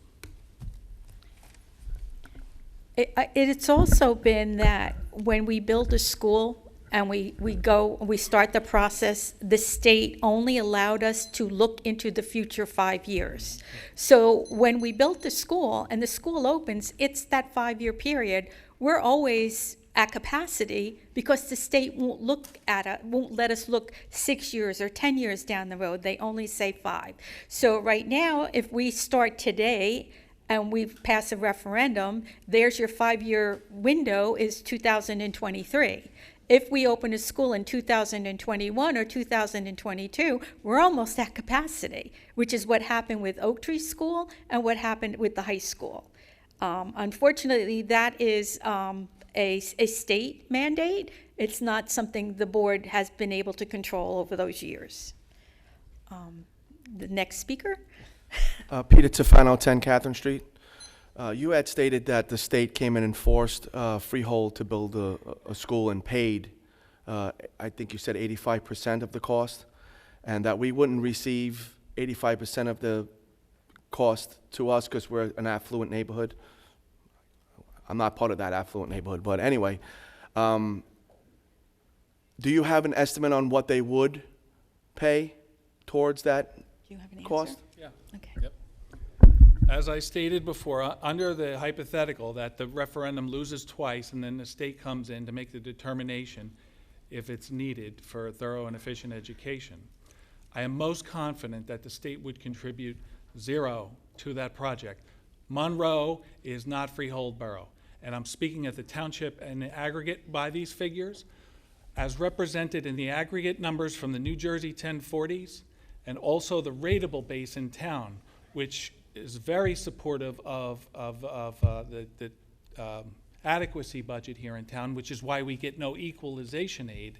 The state considers us an affluent district. And again, I'm not speaking to you specifically, but this is an affluent school district. And I am most confident to say that if the referendum went down twice and the state came in, they would probably approve it because we would demonstrate the need, but they would not give you any money, in my opinion. Okay, the second part of my question is, once the state comes in and demands that we build another school, and they sell your golf course before this all happens, where are they going to force us to put the school if there's no land available?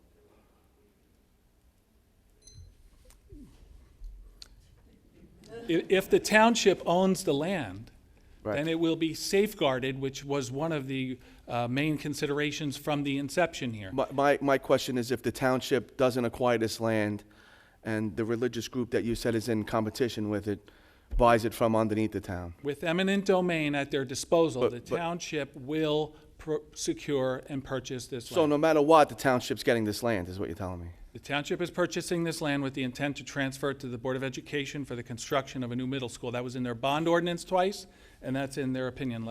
So they're definitely buying the land to give to the town, no matter what, even if you say, even if everybody in the town says, we don't want the Board of Education to take this land and build another school on it, they're still gonna buy the land? Yes. Okay, thank you.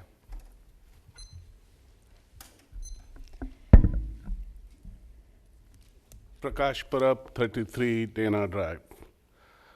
You know, we have been coming here, I have been coming here for 1 year. I have been seeing all the things, drama going on. I've seen that 18 sites were evaluated. And when we went to the council meeting, people came and asked several questions. They said, the Board of Education has special ad hoc committee. They're looking into different sites and they have selected this site. So go and ask questions to them.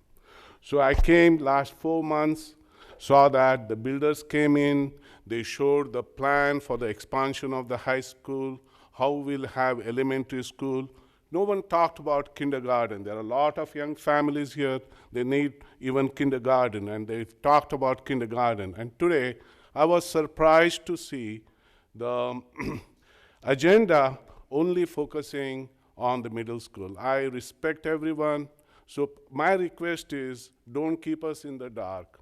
If that is the projection, come ahead and say this is the projection. We are concentrating on the middle school. Then we have a plan. Like to know when we are thinking of high school, elementary school, and kindergarten. Don't tell us that state tells only 5 years. Who cares about the state? We have elected you. You think on long term. Don't worry about the state. Let us think on long term. The people are frustrated here. Why everyone is here? Because their children need good school. We have a good school. Even the high school today, lunchtime, the students are crowded. We know that. We need expansion of the high school. We need elementary school. So you are put today on the spot. We have to vote for the referendum because our children in middle school are the high priority. So let us vote for the referendum, move forward, and we put pressure on Board of Education to tell us in the next meeting what are the plans for the high school, what are the plans for the elementary school and kindergarten, okay? But let us not kick the can again here, okay? Take a decision. Always you'll not have 100% facts coming in. That is the decision you have to take. There'll be always a 5% uncertainty. Your intelligence you have to use here, you're the board members, to decide and take a decision. So I say that, please, today, move forward with the referendum, provided a request that in the next meeting we have some plans for the other high school and everything else. Thank you. Thank you.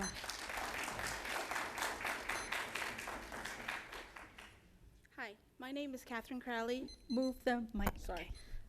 My name is Catherine Crowley, and I live at 56 Spruce Meadows Drive. I have been hearing that, I know that we are only, or the state only allows us to project 5 years. Is there no exception to that rule? Is there any way to apply for that rule? Madam, to the lady's question and to the comments before, our demographic reports here indicate extreme pressure beyond 5 years, 10, 15 years of pressure. Mr. Tague and I went down to the Department of Education officials in the construction department, and we presented our argument that we have to look beyond 5 years for this particular project, that the enrollment projections up through 5 don't do justice. And they, as Mrs. Kolopanovich said, although they've limited us to that in the past, we need an exception here. And they said that they would consider our request favorably and let us know. We both left there feeling optimistic that we might get an exception on that 5-year limitation of considering enrollment information coupled with a referendum project. So that is in the works right now, hopefully. Is that what I just understood? And that would qualify us for more qualified costs with the middle school project, and would subject the district to more debt service aid. It's very important, and I was negligent in speaking to this point before. In that tax projection is a calculation for debt service aid. The school district receives two types of aid: general fund aid, which we get very little, $400 a pupil, but they do give us a standard amount for principal and interest on our outstanding debt every year, subject to state appropriation in their budget. And we will get an eligibility for debt service aid with these middle school bonds that we're anticipating selling that will reduce the tax burden to the figure that I gave out before. So the projections on the middle school that you talked about, is that only 4 or 5 year projection, or is there a second projection for 10 years that's there? We have out to a 30-year projection.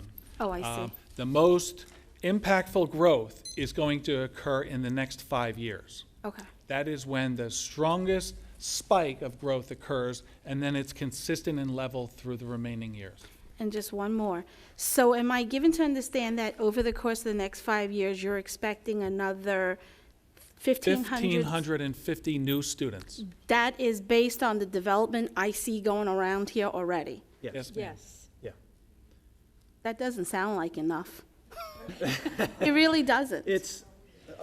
I mean, we went through this when we did the redistricting. They told us that the development over on Mount Mills was going to produce, what was it, something like 70 students out of 400 and something units, which was a crazy number. Yeah. So what demographics is different now? I mean, like... If I could? Yes. So some of the projections that you're referencing occurred before I was here, I think in a previous referendum. So when the demographer worked, or we worked with the demographer, we made it a point to really go back, double and triple check the numbers, go back and make sure that it's accurate. Mr. Tague, Dr. Alvick, myself, Mr. Gorski, we looked at this over and over again, and the demographer came back with many different drafts. And we really did project out to that 30-year period, which again is why if there's other land like that 65 acres, it's good for any given school district in an area of growth to have something available for the future.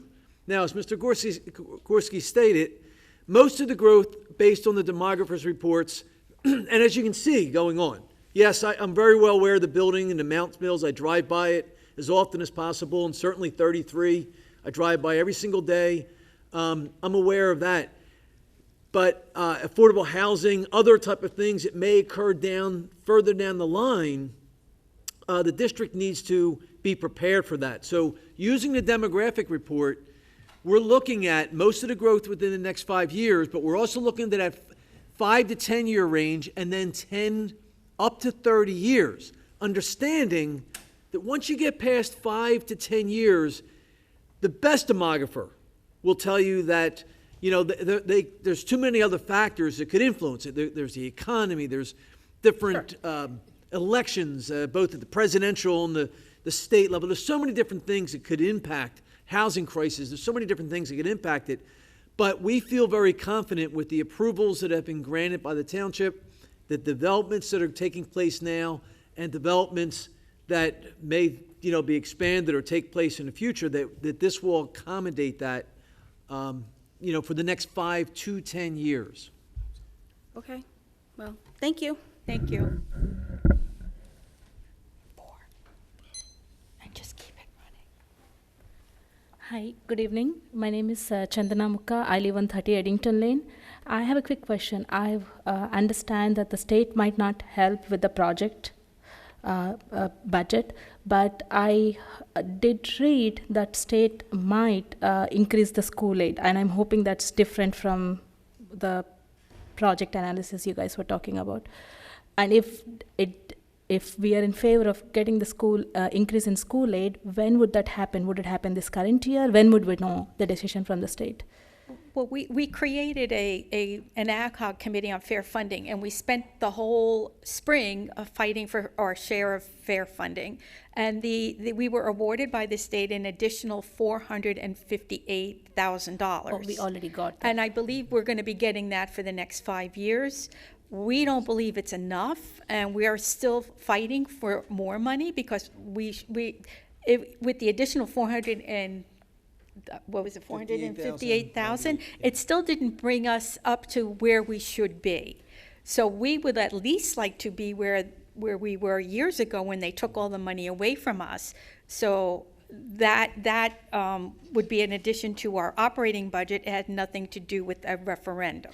So when you say it would be awarded to us for next 5 years, can we recontest the amount that they awarded us, or we cannot do it until the next 5 years? No, we could if it's $458,000 every year, we can decide what to do with that money. This year, we decided unanimously, the board gave it back to the taxpayers in tax relief. No, I think, sorry, you misunderstood my question. So we don't think $458,000 was enough in aid increase. Can we recontest that next year with the state? Or do we have to wait 5 years?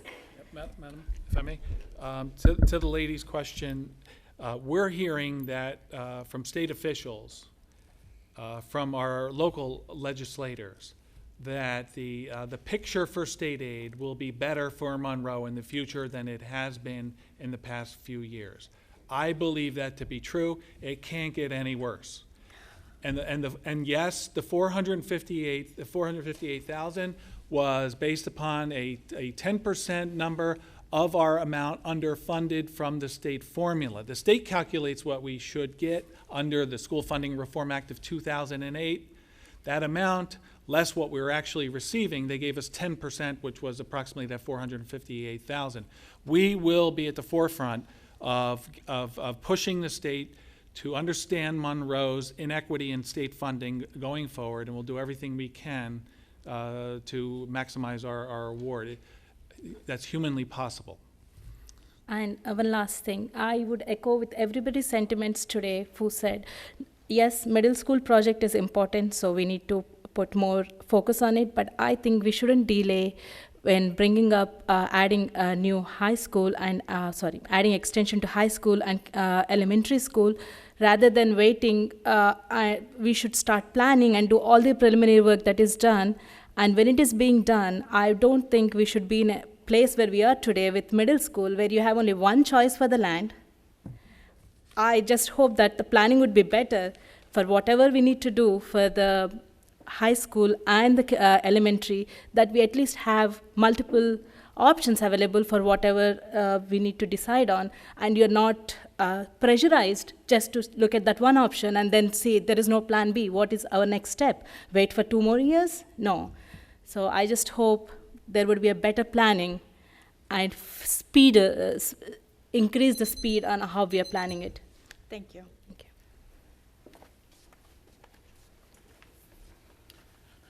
Good evening, Ram Rangnath, 6 Owens Drive, Monroe. I think as Chrissy Scobie and few other members of the community has mentioned, it's a little frustrating, right? I've also been attending the meetings the last, probably a year and a half, where so much effort was spent discussing the need for both the elementary school, the middle school, the high school extension, and of course the town, I think, sent us on the wild goose chase with the whole Church Street property and so on and so forth. So while we talk about 10-year projection and so on, I think we know the 5-year projections. We know we have problems in all the 3 schools, right? So yet we are saying that from now to March, we're going to be doing some activity, but March is when the referendum thing or the special election will take place. Potentially construction will start 2021. This brand new middle school will be in place. But then what about the elementary school and high school, right? Is nothing going to happen? It's not like we have pressure 5 years out. We have the pressure now. My kids are in elementary and middle school. I see the pressure. And I just feel that we are punting the ball further. I'm very concerned, is it just because of the, again, election year, this November, why conveniently a March timing is happening for this referendum? And also this whole figure, as you mentioned, $40 per year for 100,000 of assessed value, which is, let's say it's a $500,000 house, you're talking about $200 more. but shouldn't you be actually, as the board, be responsible and be able to really estimate the cost of all three, the middle, elementary, and high school? What is that amount? It's whatever, 68 million plus, plus, plus. And then what is their impact on the taxes and so on? And you tranche it out. Is the tranche A that you're going in March, but at least have that full tranche A, tranche B, tranche C. What is that total cost? The other thing is, we said we have an excellent bond rating. The interest rate is at the lowest. And we know that interest rate is projected to start to shoot up. Inflation is going to go up, right? And we know we have to build these things. Ultimately, the taxpayers are going to be taking on a significantly higher burden, right? Because of the higher cost of constructions and land purchase and so on. So how do you kind of take all that together so that you can, one, inform the community, but as a board, take a really holistic set of actions? And the last piece I want to say is that I think you guys are giving a pass to the township, the mayor and the township administration. In fact, you guys should be drafting a memo chiding them for having taken you guys off track and really not supported you in your objectives, right? I hope the board will be bold enough to actually put out such a statement, chiding the administration and really showing that this board is truly independent and separate of the political process. Thank you. Madam, I certainly appreciate the gentleman's comments. They were very well stated and well thought out.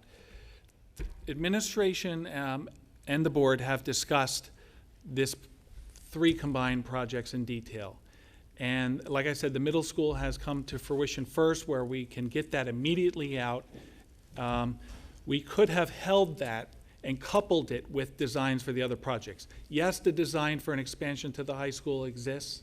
The elementary school, one option was discussed and presented, but there are numerous that could be less costly that haven't been fully explored yet.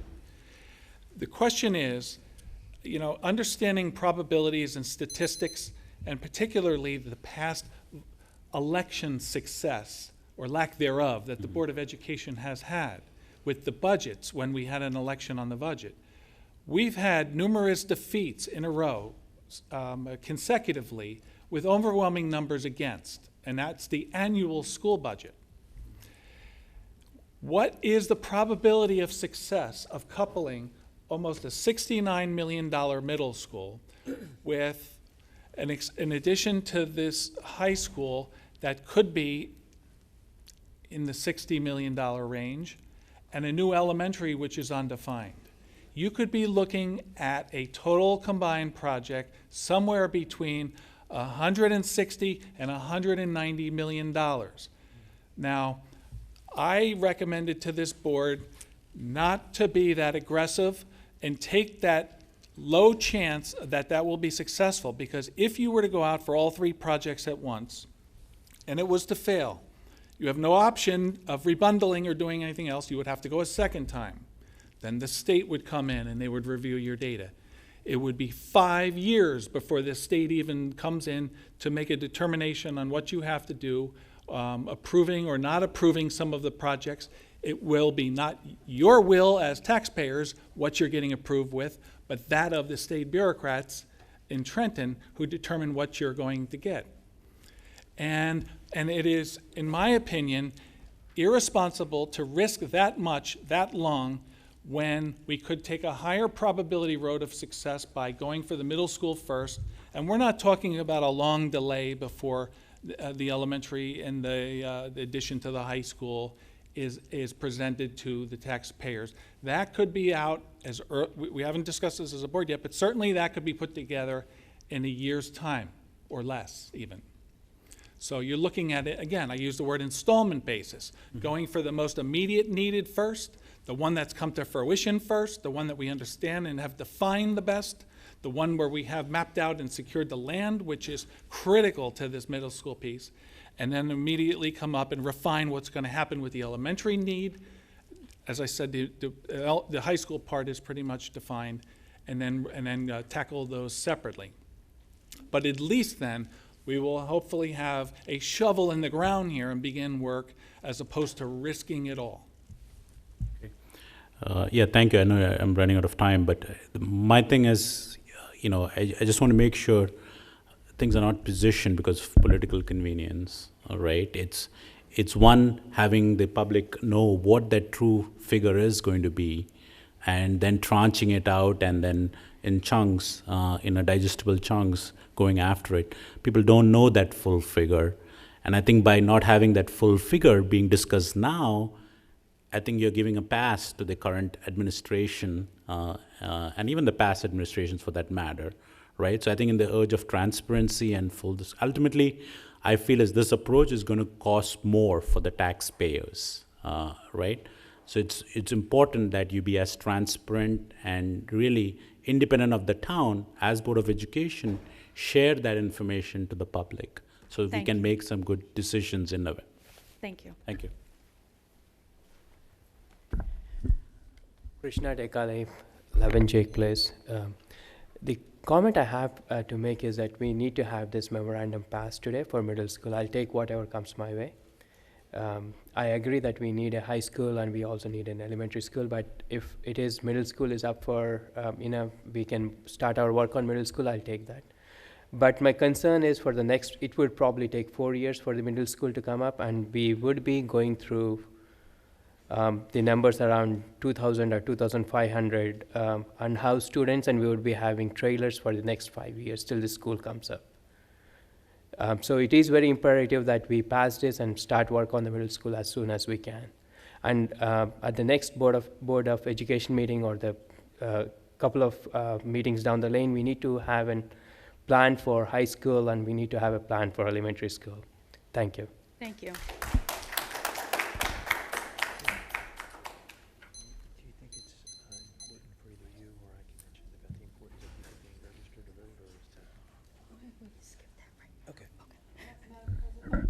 Ms. Armin, let me just see if there's anybody else from the public and then I can close public forum. Is there anybody else from the public wishing to speak on the resolution?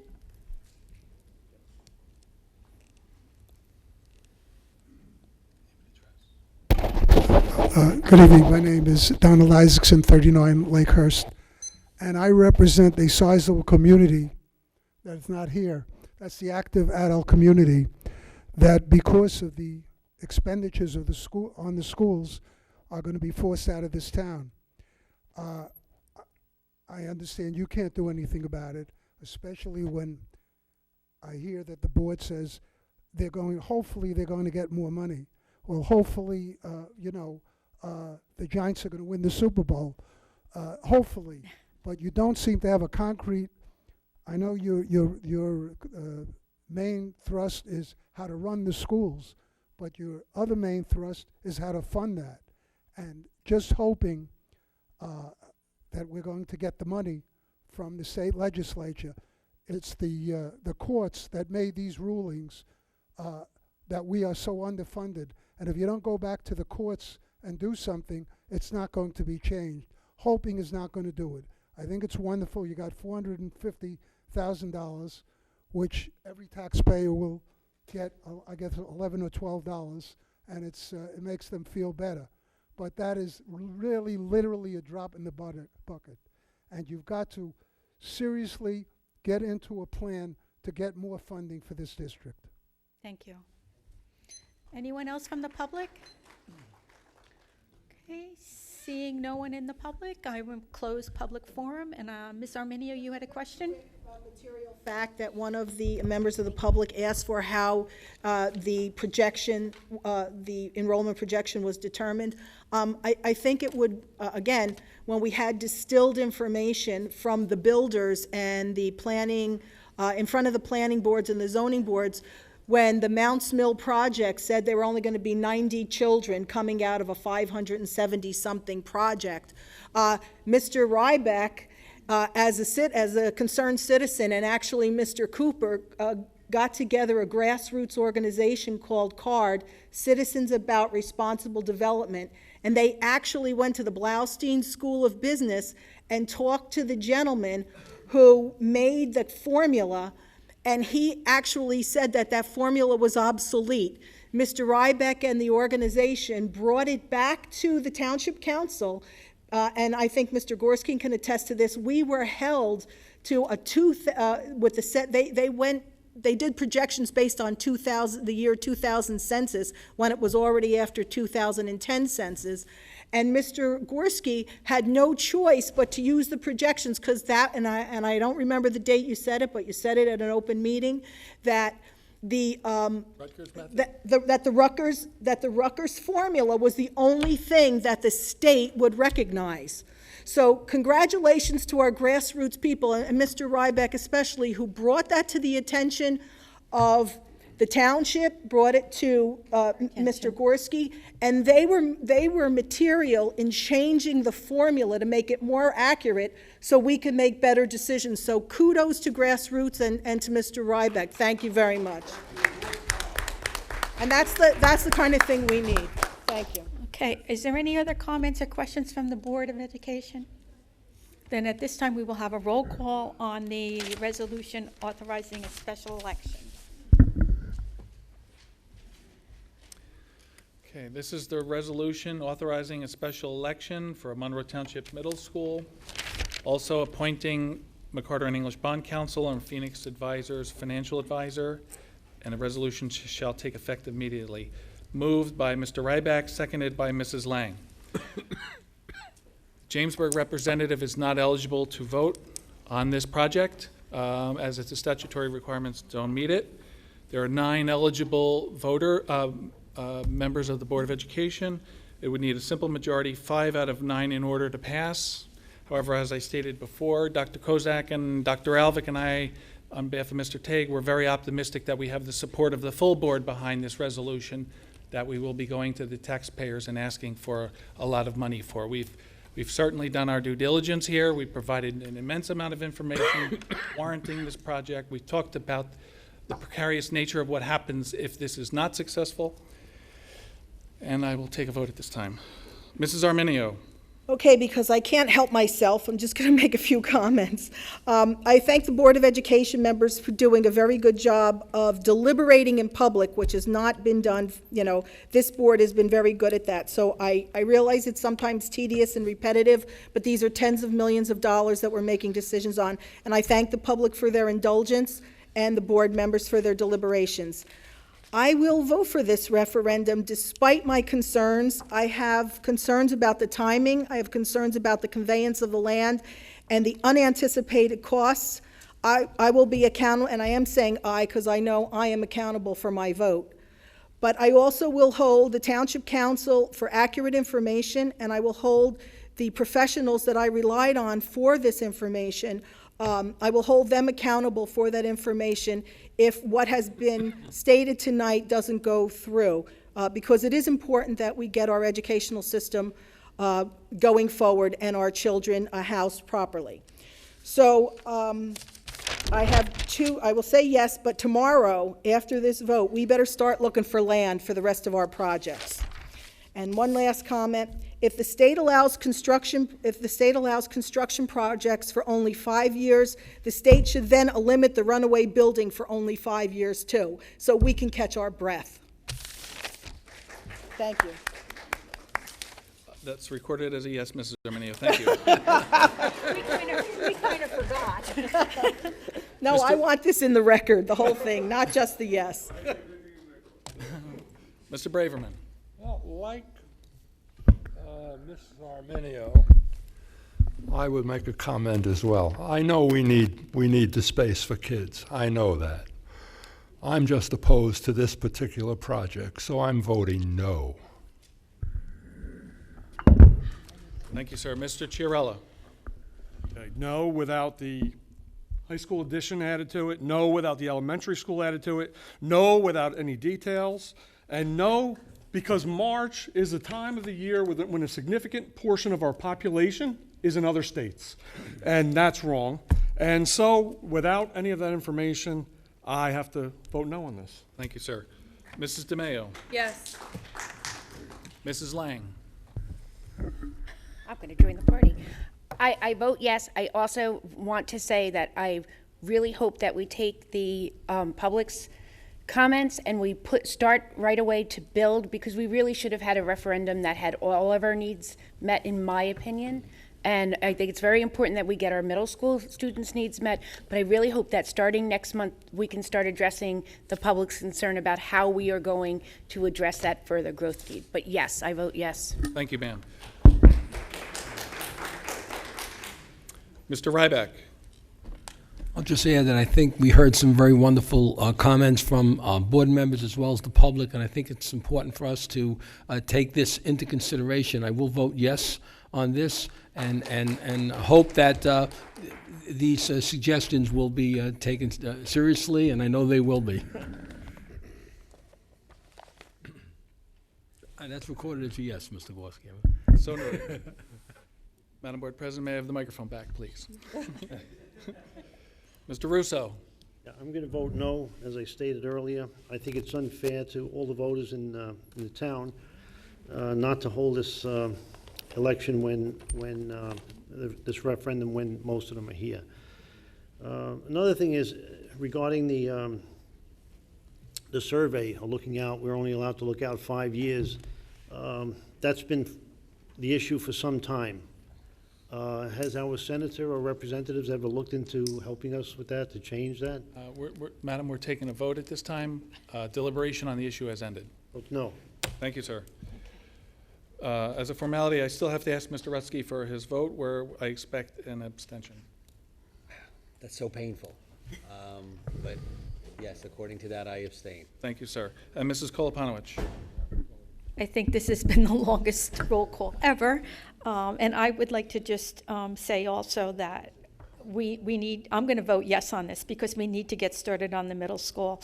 But I also see the need that we need to, and we've said this before, we have 3 projects. We need to go with 3 projects, but we need to start. And it's not going to be something that we can come up with next month to have an answer for you, but I hope that we will be able to do that in the near future. So I'm going to vote yes on this resolution.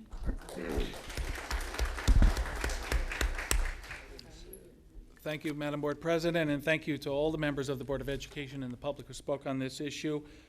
The motion has passed, and administration is now tasked by making certain that, number 1, the township negotiates to a conclusion on the procurement of this land, and the purchase price will be public information. Number 2, that it is then transferred to the Board of Education for the purpose of a middle school. And number 3, that all expenditures for this project are most efficiently engaged, which I think the board has come to expect of us, and that we will create as much surplus to return to the taxpayers from this project as possible.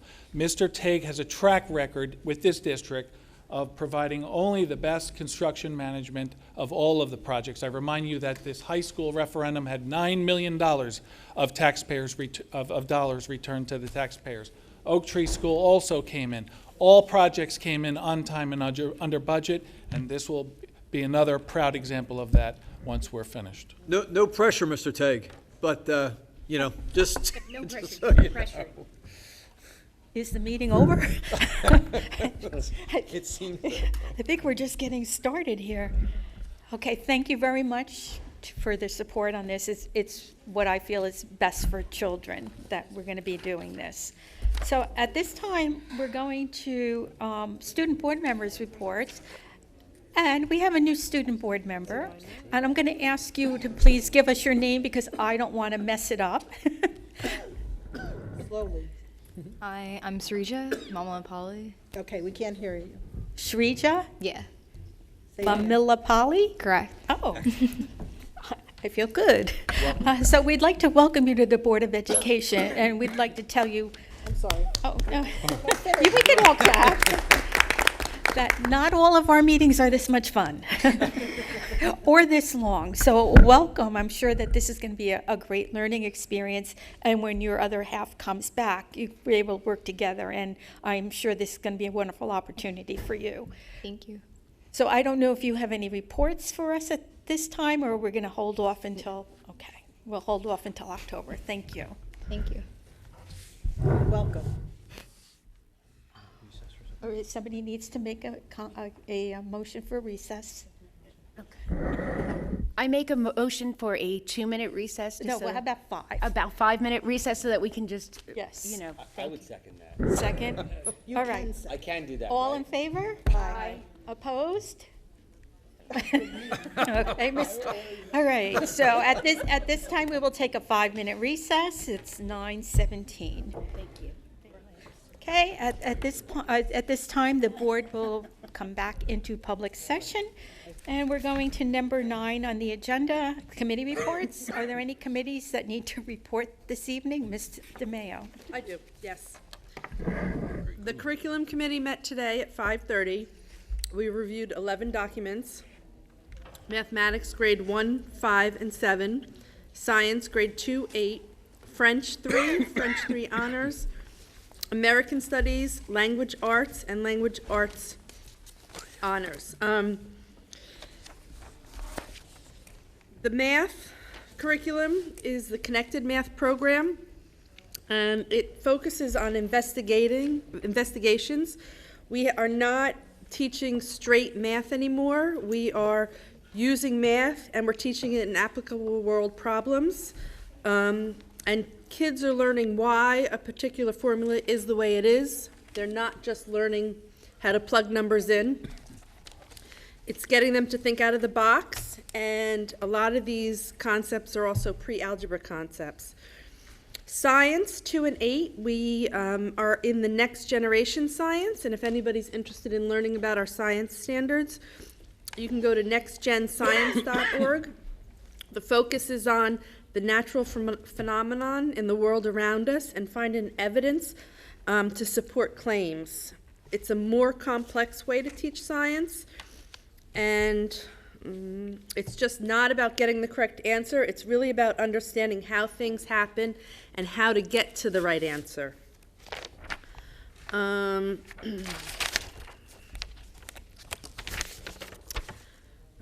French 3 and French 3 honors is project-based learning. It's a more application of the language. It's not just learning the different tenses and how to spell.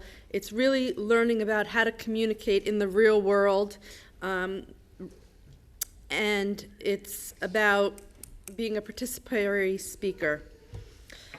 American Studies is an ELA class, and its focus is on the chronological growth of democracy, and it starts with the birth of this nation, and it looks at the Constitution, historical speeches, it looks at wars, and it ends at the progressive movement, which is about 1900. And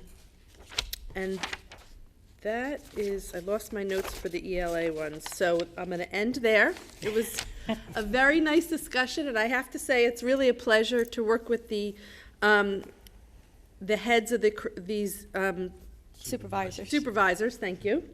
You know, because Sue Gasco gets very excited when she talks about math, and it's really nice to see her enthusiasm. So, love being on the curriculum committee. Thank you. Anyone else have a committee report? Mr. Rutsky I'll go ahead and address the finance gets to speak tonight. committee notes. Yeah, everybody left, and now I get to speak. And that's probably best, seriously. So the finance committee met, and by the way, the notes are up on Google Docs in the library for everybody to review as they wish. We did review the adult education program, and Maria Normick came in. She's the director of adult education. And she presented us with her thoughts of how the program is functioning and or why the program is not functioning as well as we would like, because I guess this review started before me 2 years ago, and the program lost just under $34,000. So there were some recommendations made, and there was talk of trying to cut the loss in half. And last year, unfortunately, that loss came in exactly just under $34,000 once again. And that was with reducing costs, but also reducing revenues, unfortunately, by 17%. So we're just seeing less of an interest in the adult education program. So what we, the Finance Committee, decided to do was we're committed to continuing this current 17-18 school year, continue operations for the fall and then the spring. But we did ask Ms. Namick to once again go back and revisit some ideas of partnerships with other entities and advertising maybe differently and distributing the program differently, all of which is on the table, and she's going to work on all that and then possibly come back to the committee in the future with an update. I think the Finance Committee felt strongly we'd love to see it succeed and be more effective for the community, but there's a lot of competition out there, and it's just becoming a more difficult task. So we'll see how this year goes. We also went on to continue our discussion of appropriation of the Falcon Care ECE surplus. If you remember, those were nicely profitable for the last school year, where we brought in about $600,000 of new profit to bring the total monies to about $1.1 million. And what we, the Finance Committee, discussed and decided to do was leave $500,000 in that surplus, but peel off $600,000 and of that retained earnings and shift it in the budget over to cover the expense of the trailers for next year. It's a nice line item shift of one profitable entity being able to take care of and cover an expense that we're looking at and basically cover it in whole. And what we did decide is roughly $600,000 is what we're comfortable with. If in fact the trailer costs come in with a lesser amount, Mr. Gorski will ask the board attorney to write a resolution to be forwarded to the committee members, and we'll bring back any excess monies back into that surplus. So that concludes the Finance Committee notes. Thank you. Ms. Arminio?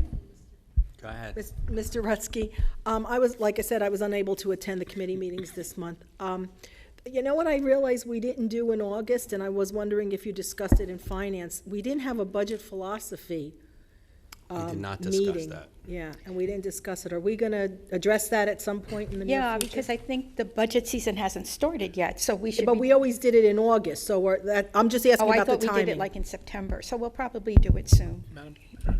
To Ms. Arminio's point, it was recommended by prior board president, Mr. prior board member, Mr. Nostine, chair of the Finance Committee, excuse me, that it's really fruitless to have a budget philosophy meeting without the surplus number being confirmed by the auditor. I just got that. I'm going to release it immediately, and we will plan for a budget philosophy meeting because that's an integral part. Thank you, Mr. Good point. Grutsky. Good point. Great- And good you like that answer, information. right? That was good, Mr. Grutsky. And Thank you, Mr. Gorski. there you go. Any other committee reports? Mr. Chiarella? I just have a report on on our fair funding ad hoc committee.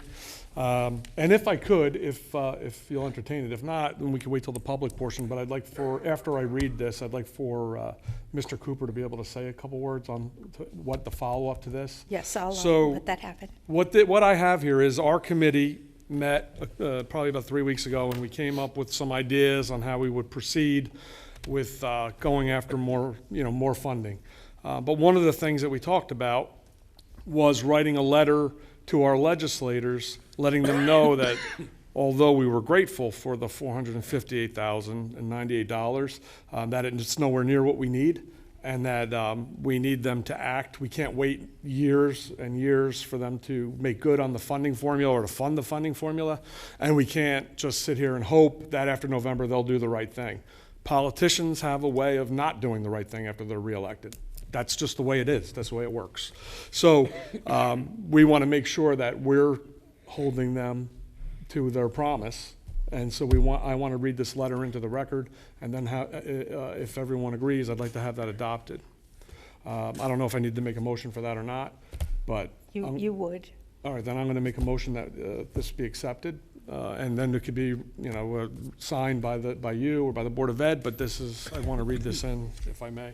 Okay. So it says, "Dear Senator Greenstein, Assemblyman D'Angelo, and Assemblyman Benson, with the greatest respect, the Fair Funding Committee, created by the Monroe Township Board of Education, is hereby writing this letter to you to express that, while grateful that we received an additional $458,098, we still find this sum to be woefully inadequate. Furthermore, we are requesting that the iniquity in funding be remedied prior to the November election.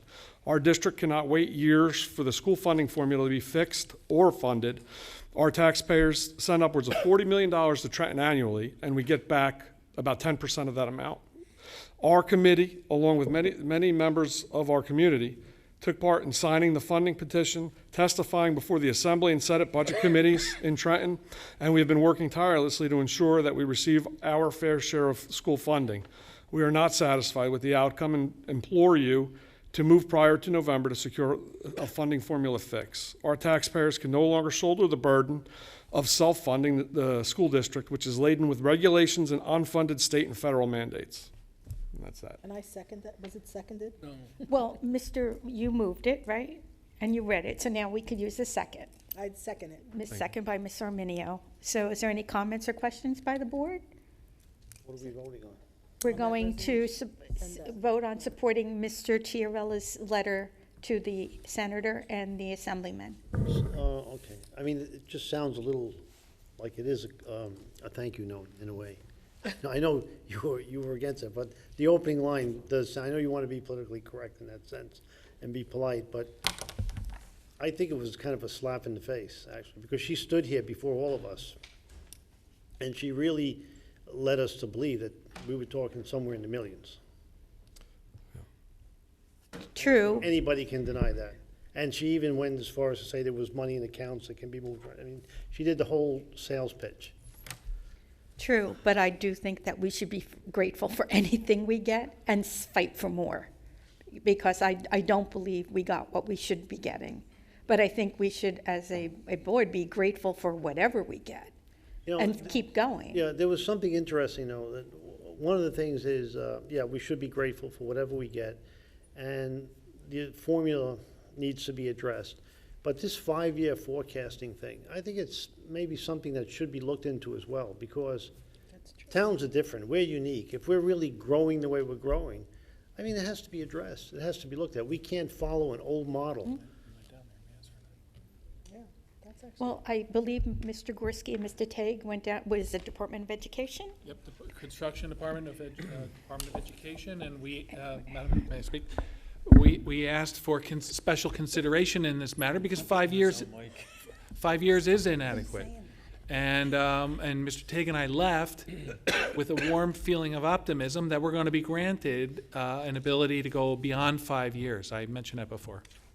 And also, you know, one other important fact here that I've said ad nauseum, I'm certain, is that Senator Greenstein, Benson D'Angelo's plan, which was represented in the letter adopted by the Board of Education, was a two-phase plan. The first phase was to milk as much out of the current funding formula in the current year as possible through the elimination of adjustment aid and removal of the growth limitation adjustments. Both of those were accomplished, and the district got $458,000. The second phase, which is critical and essential to get any satisfaction on the state aid issue, is the development and Monroe's contribution toward a new school funding formula. And until that happens with specific contribution from Monroe, you could fully fund the formula, you could milk what you want out of it, you will never be satisfied. And actually, just to go further, she recently, in, I forget what newspaper it is, but the Monroe newspaper. Monroe Town, okay, so she said that this money was just part of a down payment. And she did express a figure that we should be receiving next year. And I think that should be put in the letter, that we really expect to get that. So I don't know if can you tweak up the first line, not being so soft? Well, And, no, I think we're voting on this letter because if we change the letter, then we have to make amendments, and then it gets a little complicated. And we'll be here till tomorrow. So if there's any other comments in regard to Ken's this a fast letter? typer, from what I understand. No? Okay, then we I will have have a nothing. roll call on accepting Mr. Chiarella's letter to our legislators. Just to be clear, the action item here by the board is to, let me just use the vocabulary, Mr. Chiarella, correct me if I'm wrong, It's to accept and endorse Mr. Chiarella's letter on behalf of the funding formula and authorize its submission to the state officials. Well, it's on behalf of the ad hoc committee. On behalf of the ad hoc committee, Yeah. yes. And that motion was moved by Mr. Chiarella, second by Ms. Arminio. Mrs. Arminio. Yes. Mr. Braverman. Yes. Mr. Chiarella. Yes. Mrs. DeMayo. Yes. Mrs. Lang. Yes. Mr. Ryback. Yes. Mr. Russo. Yes. Mr. Rudsky. Yes. Mrs. Koloponowicz. Yes. Madam Board President, motion passes unanimously. Thank you, thank you, fellow board members, I appreciate that. So, part two of this was contingent upon this vote, is that Mr. Cooper will be meeting with Dr. Kozak and the media tomorrow to work on getting this, disseminating this, which I'm grateful for. So, Mr. Cooper, if you might tell us about that. Thank you. Again, Vic Cooper, 525 Abbott Court, Monroe Township. At the last ad hoc committee meeting, we agreed that I should proceed to try and get the news media to cover the failure of the state to fund schools, not only here but elsewhere, but we would concentrate here. And as a result, I contacted almost a dozen newspapers. 2 of them responded favorably that they would be interested in doing an article and learning about this. The Sentinel's reporter will be meeting tomorrow morning with Dr. Kozak and myself at the Board of Education offices. The other newspaper that responded favorably was the Wall Street Journal, and I'm trying to continue a dialogue with them. They requested information which Dr. Kozak provided me, along with Mr. Gorski's assistance, I'm sure, and I will be trying to get that information to them. Hopefully they will do an article about it. The reporter I spoke to is familiar, very familiar with the failure of the state to fund education because she previously was a reporter with the Bergen Record. I will also, and I've started to contact the news radio stations and news TV stations and news stations to see if we can get their interest as well. So that's underway, and we wanted to convey that to you. The other thing is that the amount of money that, this has nothing to do with this, it's a separate issue that the gentleman raised about Senator Greenstein and Assemblyman D'Angelo and Benson. They proposed an additional $3.1 million next year. But it would be dependent on the Democratic plan to get a millionaire's tax enacted. Had nothing to do with filling the 2008 funding formula. It's dependent on their plan to get a millionaire's tax enacted, and the funds from that would go towards, hopefully, additional funds for state aid for education, not only here but elsewhere. Thank you, Mr. Cooper. Thank you, Mr. Cooper. And does that conclude your report, Mr. That's it. Chiarella? I'm tired. I know. I'm out of gas. Anyone else have a report? Oh, Dr. Kozak, you're up. Okay. I will keep my report short. Just wanted a couple quick, what's that? Oh, we missed the public forum. Oh, thank you. Thank you, Dr. Alves. I feel like I've been there all day. At this time, we've had our committee reports, so again, we open up public forum for anything that is on the agenda. If anyone wishes to speak, please come to the microphone, give your name and address for the record.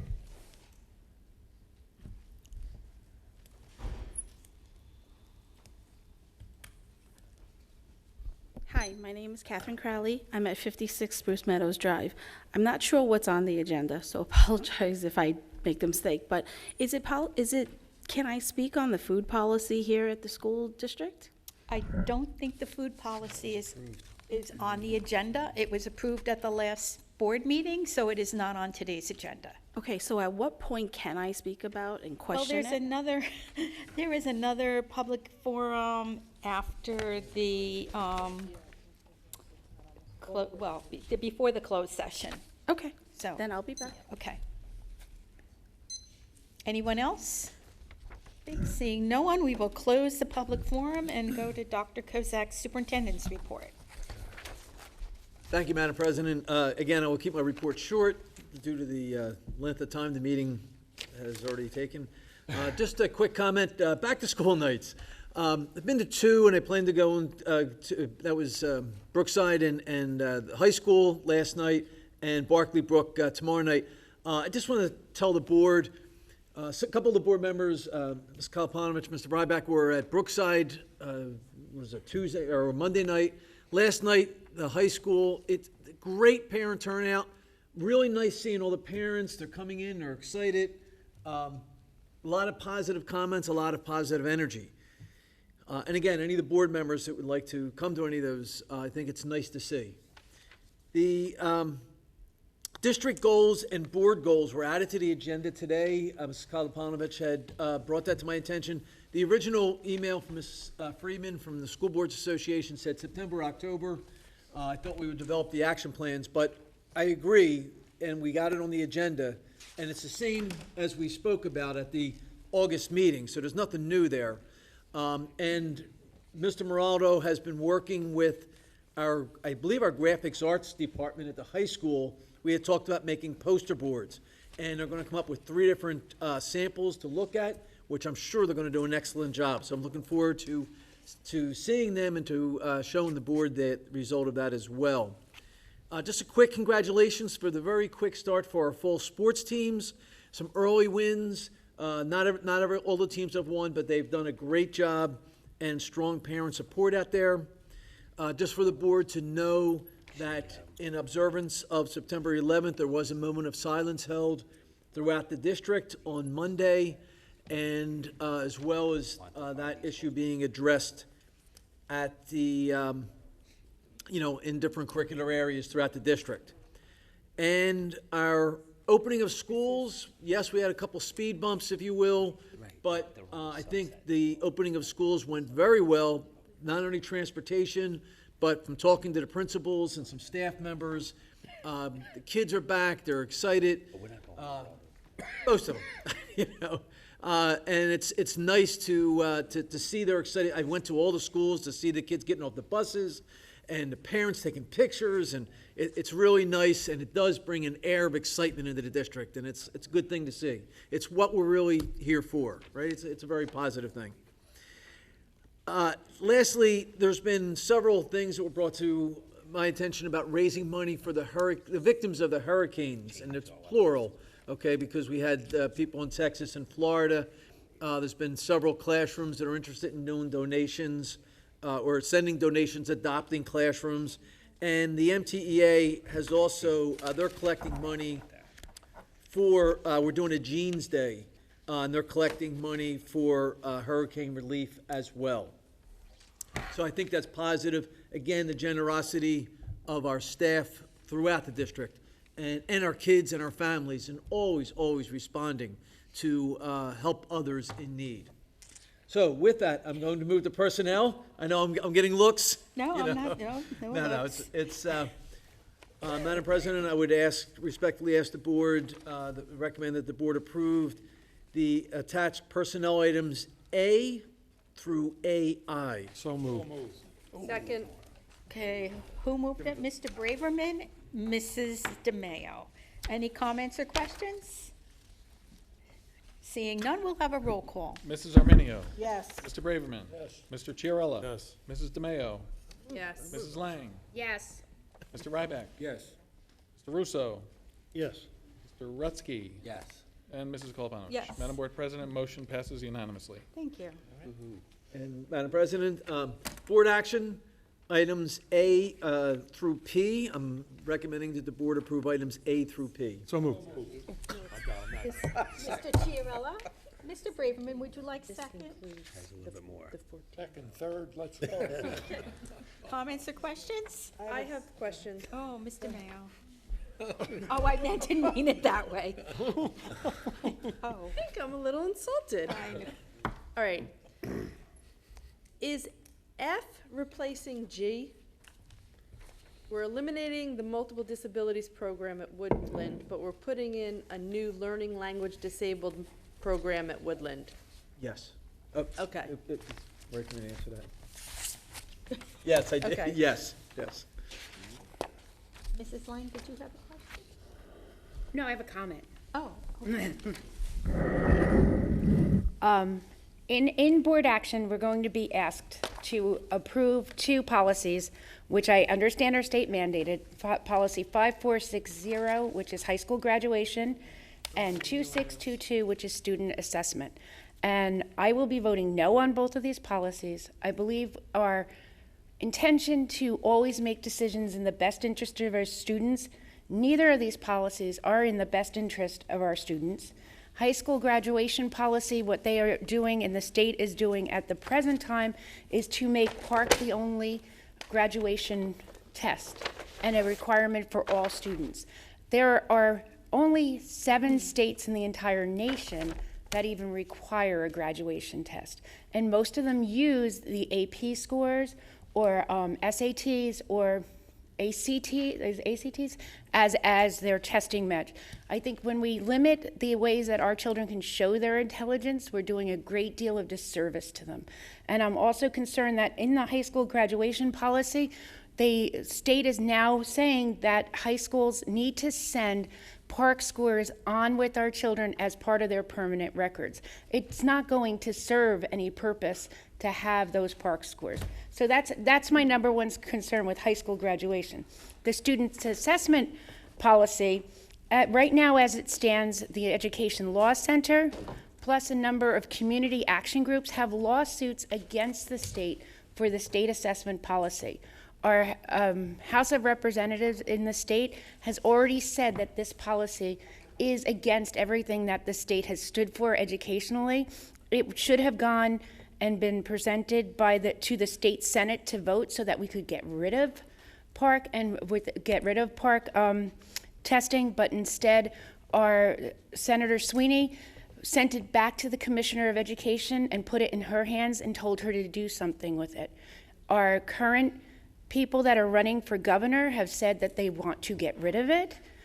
I really feel that we have to make a change. The only way that as a board something can change is as a Board of Ed to take a step to say, we need to see something different done. And I think for me personally, I think the first step is to say that we need these requirements to be reevaluated and looked at, especially in light of the fact that the state mandates this and they give us, I believe, the Park aid was $48,000 or $10 a pupil. $10 a person, right? And they're not giving us money to do these. So if we're going to have to cut from kids, but it's very important to me that I state that my reason for this, I really do believe these decisions hurt students. The majority of students, less than 46% of students overall in the state passed Park this year. And even with the graduation requirements, they don't commit to what a passing score will be. And that is wrong. We're moving our district into hands-on learning and to teaching the whole child. We saw beautiful curriculums presented. The fact of the matter is, Park test will not reflect whether or not our kids are actually learning what they're learning, because you can't reflect that in a standardized test. So thank you. I just wanted to share that with everyone. Thank you. Anyone else? On goal 4, the continue to pursue spending efficiencies and best fiscal practices. So the goal is usually something that's measurable. I don't know how you measure that. Madam President, the action plans will be developed for each of these goals. And for goal 4, to improve the management and operations, the steps under that are, if you will, the objectives of that goal. And to continue to pursue spending efficiency and best fiscal practices, I think it's measurable, like most things. I mean, it depends on what you're measuring against. And it's arbitrary. It's not like a goal where you're saying you're going to achieve something, and then during a certain amount of time you have to achieve that. It's something that's measurable. Here it's not. True. Okay. I guess you could argue that maybe it can be worded differently. In one way, but these were developed with the board. I know. We discussed. I know. Right. At the board retreat or meeting, and one of the with the goals for the district, you'll notice that it's much expanded than it has been in the past. And as I mentioned at the August meeting, this is a point for us to show the entire community what we stand for, what we're about.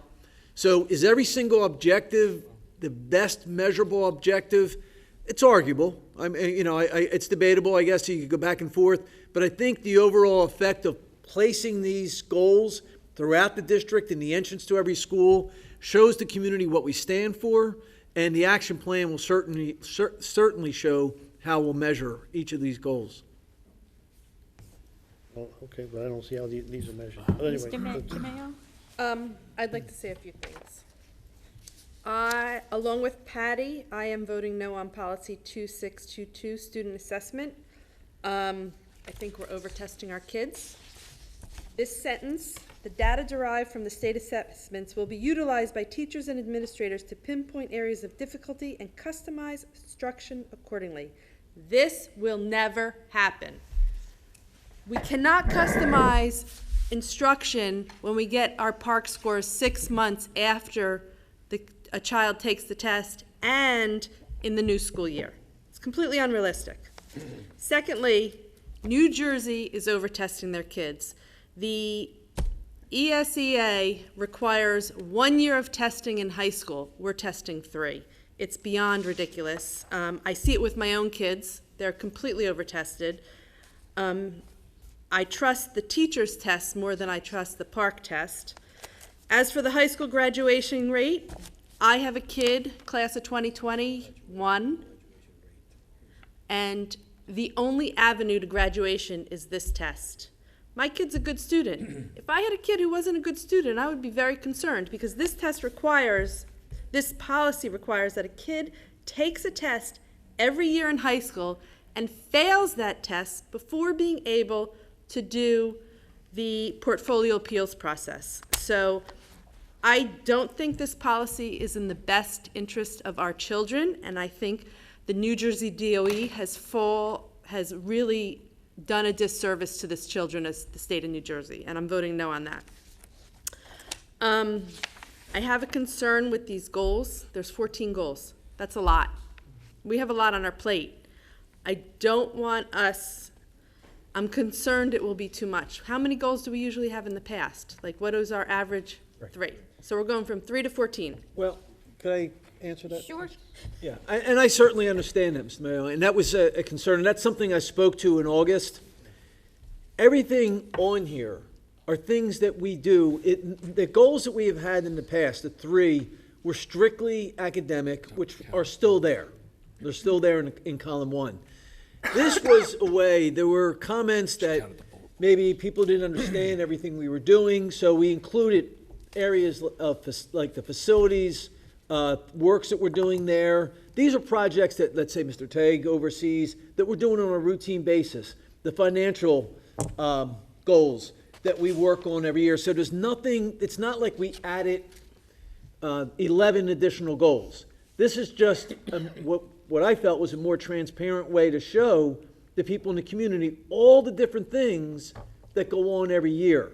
And we were careful in the wording of things, which, to Mr. Russo's point, yes, some of it is maybe could be considered vague, but I think it was a way also to just show the community, all the different projects and things that are going on, and by having it in the front of the school, anybody walking in would be able to see at a glance what's going on in the school district. Would it Go ahead, no, finish. Sorry. make sense to show this without making it a district goal and having 14 of them? Well, there's really 4 goals, and that was Mary Ann Freeman really narrowed it down, right? So underneath each of those goals, the 4 goals are improve student achievement, improve school facilities, increase community involvement, and improve management and operations. And then underneath each of those goals are subsets or objectives that are captured by that. And it's also a way to tie in our strategic plan, our goals, and it also ties in, it allows our building-based goals in each of the schools to reflect also in what the district goals are, even though they may have some things that are individual based just on the needs of their particular school. So it's like the start of an action plan, a subset with the action plan underneath them. Yes. So like I would ask the board to not expect an action plan for every single point under there, but an action plan for the 4 goals. And I know the academic goals might be a little bit more detailed, like we've done in the past, where we're looking for specific achievement. We have the MAP test and other types of assessment that we want to target specific areas on with that. But I still have concerns, but, okay. you know. Anyone else? Ms. Just a Arminio? quick question on K. It's recommended the Board of Education approve the creation of the following 2 unbudgeted positions. So how do we pay for that, and how many? We have full-time secretary, clerk, transportation department, that's 1 person? Madam? Yes.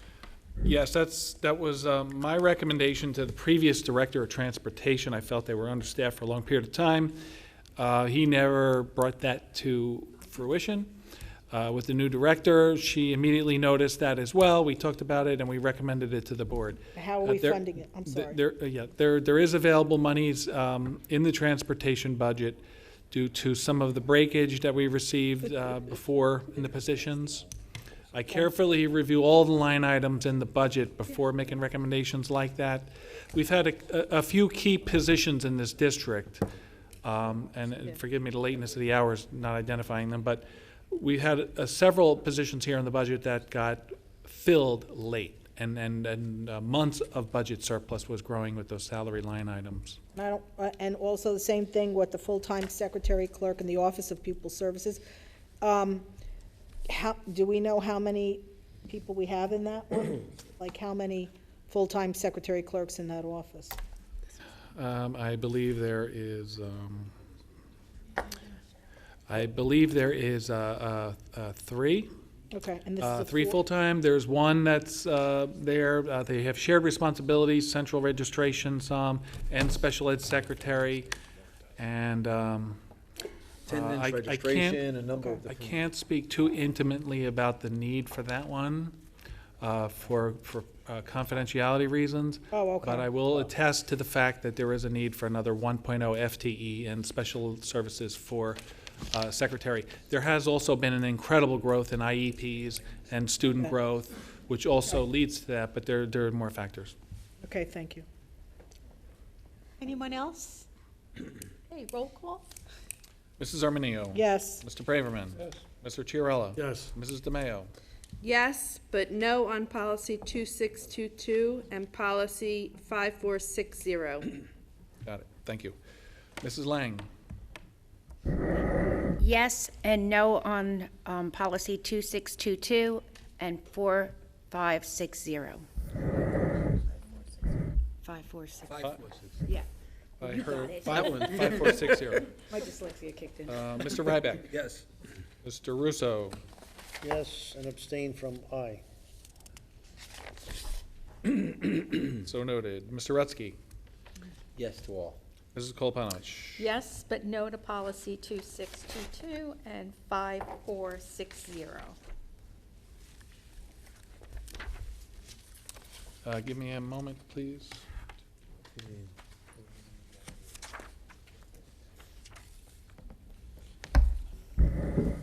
Madam Board President, motion passes. Okay, thank you. So then at this time, we go to the Business Administrator's report. Madam Board President and members of the Monroe Township Board of Education, it is recommended that board action items A through I be approved by consent. Roll call. So moved. Mr. Braverman. Second by Mr. Ryback.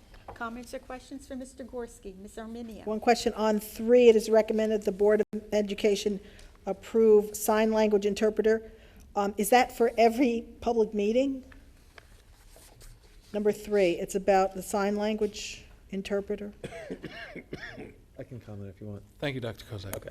Yeah, Ms. Arminio, to my understanding, that's just for on an as-needed basis, for anybody that has, yeah. Okay. Right. That was going to be my next question. Not that I'm opposed to it, but how many, what is the need for it in the district? How many hearing impaired would this serve? We don't know. If someone asks for it, you mean? Exactly. I Yeah, got just you. like an interpreter for a Fine. language, we have to provide that, and I think we should. Oh, so you can do that in the classroom as well, or just for the No, meetings? I mean, if it's like, that's a separate issue if it's in a classroom. This Okay. is for, let's say a parent comes in, has a parent-teacher Oh. conference, and they're hearing impaired, then we would provide. I see. It's not about the public meeting coming here every time? No. Okay. I didn't understand. Yeah, If there's a need, certainly. And one other question, the bid for the snow plowing and snow removal, and we granted the bid to the one person who put in the bid. Is that dollar amount $286,800? Is that, are we drawing from that, or they're guaranteed that? Oh, no, there's no guarantee. It's on Okay. an as-snow basis. Okay, that's good. And, I was just and wondering. the bid was determined to be very favorable, according to Mr. Tague, as was the bidder. So Yeah, it was and- recommended by Mr. Tague to be on the report. Of course, I acknowledge a lot of the action items on my report are recommended from directors from other departments, Right. including special ed, quite often. And I did look at the breakdown about the inches and feet, you know, and how, so I did understand in the past that depending on the snow, the amount of snow, that triggers their response. But I didn't know if he was guaranteed that. That's the money we've budgeted in case of snow events. And no guarantees at all, and it's noteworthy for the board to understand that through Mr. Tague's supervision, our facility staff does a very fine job of shoveling, removing snow, ice repeatedly as it melts and refreezes and melts and refreezes. But this is more substantial Okay, snows where you need a fine with that. contractor. Thank you. Anyone else? Roll call? Mrs. Arminio. Yes. Mr. Braverman. Mr. Chiarella. Yes. Mrs. DeMayo. Yes. Mrs. Lang. Yes, but abstain on item G. So noted. Mr. Ryback. Yes. Mr. Russo. Yes. Mr. Rutsky. Yes. And Mrs. Koloponowicz. Yes. Madam Board President passes. That concludes my report. Thank you. Okay, we'll go to Board President's report, and anything that I have to say, I've said already tonight. I don't think there's anything more than I could add at this point, so we'll just go to other Board of Education business. Anyone have anything that they'd like to mention? Mrs. Lang? Yeah, last night I attended the Middlesex County, New Jersey School Boards Association meeting, and it was actually a very, very good meeting. They had two presenters, and the topic was special education and IDEA, how to save your district millions of dollars. And they talked at length about the best way to save is to improve your conflict resolution procedures, and really seeing that everybody within the district is an advocate for all children, that we're not special education and general education, that we're all working together for the benefit of the children. It was an excellent presentation, and they gave great information about why we do what we do in special ed. Thank you. Anyone else? Ms. Arminio? This is just before the closed session, is that, or before the last public portion? Yeah. Okay. I just want to thank those members of the Board of Education who voted no for the resolution, because I think it's not easy to make these decisions, and I think we should respect all matters of the decision-making, because I know I've had a knot in my stomach all day reviewing the documentation and trying to make the best decision for the community. And I don't think there's a wrong decision. I think a no vote doesn't mean that those members aren't concerned, especially for the children. So I want to thank my fellow members who had the consideration to vote no, and I think we should respect everybody's position on that. So thank you. Thank you. That's very well said, I think, because it was a very good discussion. Yep. And I think at the end, everybody has to vote their conscience. And I think that's what happened. Yep. Anything else? Okay. We are going to the public forum. Anyone from the public who would like to speak on anything they'd like, please come to the microphone, give your name and address for the record. It's Catherine Crowley, 56 Spruce Meadows Drive. Okay, so I was at the committee, I guess some kind of a committee, I don't even know what it was. This was right before school started, where we talked about the school policy, the food policy as set by you guys, that this little committee was supposed to put together some recommendations for the policy committee to approve or reject. So I walked out of there pretty happy with what the principals and what that little committee had decided. 2 weeks later, I'm finding out that None of it is coming true. There is a whole bunch of really weird, comments made by people about how this thing is being implemented that I personally do not understand. So, I was given to understand that the principals had put together a request that for the 3 parties that were permitted, where food was permitted, that the parents would pack their own children's snacks. That took care of all the parents who complained about having junk food. That took care of the parents who were concerned about allergies. Now, from what I understand, that policy was rejected. Instead, it was said that the PTAs would be the ones who are responsible for the party food. I know at the committee, at this little meeting we had, the PTAs of Oak Tree and Applegarth and Woodland and Mill Lake run a little differently than the ones from Barclay Brook and Brookside. I'm not speaking for Barclay Brook, Brookside. I am a member. So I am confused about how the Board of Ed can tell the PTA how to run their business. The room parents at Barclay Brook, Brookside is not under the control of the PTA. It's under the school principals. Where does the PTA tell the room parents to go take care of this? I'm just really confused about all of this. Can somebody answer me? Yes. Thank you, Madam President. With all due respect, the policy committee, and as you know, this was a very controversial policy. And, with a lot of things, sometimes compromise is what occurs. And the board, I felt that the board's intent, and there was a spirited discussions here in public about whether food should be allowed for everything or taken away entirely or somehow met in the middle. And it seemed to be the intent of the board to allow food, not just to take it away entirely, but to allow it for the holiday parties, three holiday parties per year. When it came back that the parents, excuse me, when it came back that the parents would bring in, send in a snack, it didn't seem to fit the intent of the discussion that was held with the board.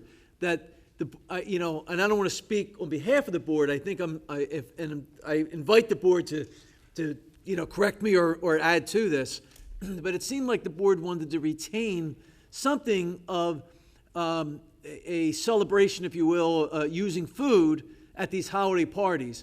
And just sending a snack in really might not meet that requirement, especially when you talk about maybe field day or something like that. As far as the PTO bringing the food in, I don't think the board got that specific, other than to say that another option would be found. The thought being perhaps, can you turn that off? Thank you. The thought being perhaps that either the PTO, the room parents, but some other arrangement, and it was sent back to the committee to come up with guidelines to do that. And I realize that it didn't make everyone happy, but I will say that overall, it was a step in the direction of what the Wellness Committee had requested, and that I would guess that it would be considered a compromise, but at least, a big portion of what the Wellness Committee had requested was accomplished. Yeah, I think it was more, like Dr. Kozak said, a compromise, and there was discussions. I don't think anything is specifically written in the policy. The intent of the policy was to eliminate all the food birthday parties, because we understand that that's an issue, but to keep food as an option for the 3 holiday parties during the year with because I'm not sure how parties are run. I know in some places the PTA collects money from students and then they go and they buy the food and bring it in. So there should be, or either through the principal or through the wellness committee, a list of approved foods. And if there's 2 or 3 choices, then every child has the opportunity to pick the one that they can that they don't have any issues with, or they are able to pack their own snack that day. But I think that's what we were trying to do, is compromise. Again, everything is always up to the discretion of the principal. And we spent a good 6 months on probably more, on trying to come up with a policy that the board felt was fair and a compromise with everybody. So if the school principals... At this time, your 4 minutes are up. Okay. So I just want to say that as a parent of a child with nut allergies, if somebody brings in something that harms my child, whose responsibility is that? Please tell me. Whose responsibility is that from here on forward? Well, I believe that the people who are bringing the food in are told not to bring anything, or if they do bring anything with nuts, it has to be, what would the wording am I looking for? You have to let everybody know that there's nuts in here. Labeled, thank you. But if we're hoping to stay away from baked goods and have something like fruit and vegetables and things like that. My child cannot have that. Okay. This is the problem. This is truly the problem. Okay, and at so, this time. I understand, but I just want everyone sitting here to know. My child dies because of something that somebody else brought in against my wishes. There is definitely going to be a lawsuit. It's ridiculous.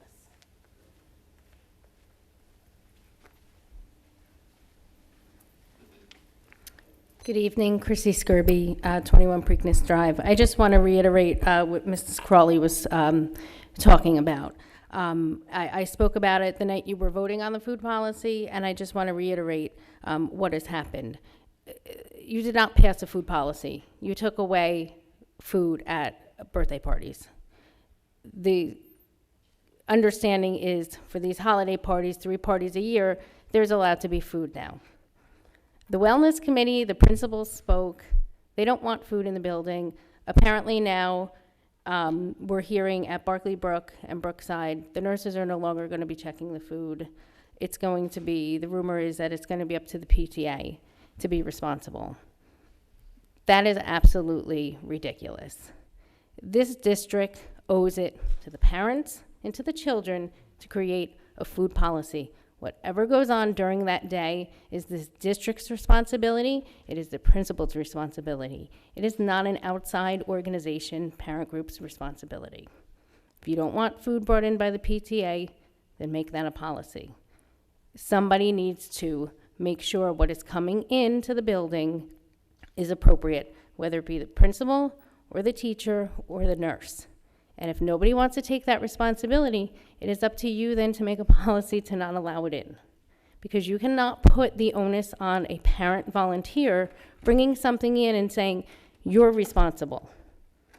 That is not fair to the children. That is not fair to the other parents. It was a fantastic idea saying that you want to have food at the party, parents pack the food. You get very, you get the information for the party well in advance. Teachers remind them, you want your child to eat food at the party? They come in with it. That's their snack for the day for the party. We heard the Wellness Committee saying they don't want abundance amount of food. So every kid bring in their snack. That was a wonderful compromise. Hearing now what's transpired over the last 2 weeks, that it's going to be on the onus of the parent groups, that's not right. And that's not a policy, and that's the board failing the parents and the children of those schools. I know there's a lot of other issues in this district beside food, but when you have parents standing up here, nurses standing up here, principals standing up here, begging you to make a policy to make it safe for the children, that's your responsibility to do for them. It's the least you can do. It's food. I mean, the fact that we're going back and forth with this for so many months is ridiculous. Figure out what can be done and make a policy. Don't leave it up to volunteers and parent groups. That's absolutely ridiculous. Thank you. Anyone else from the public?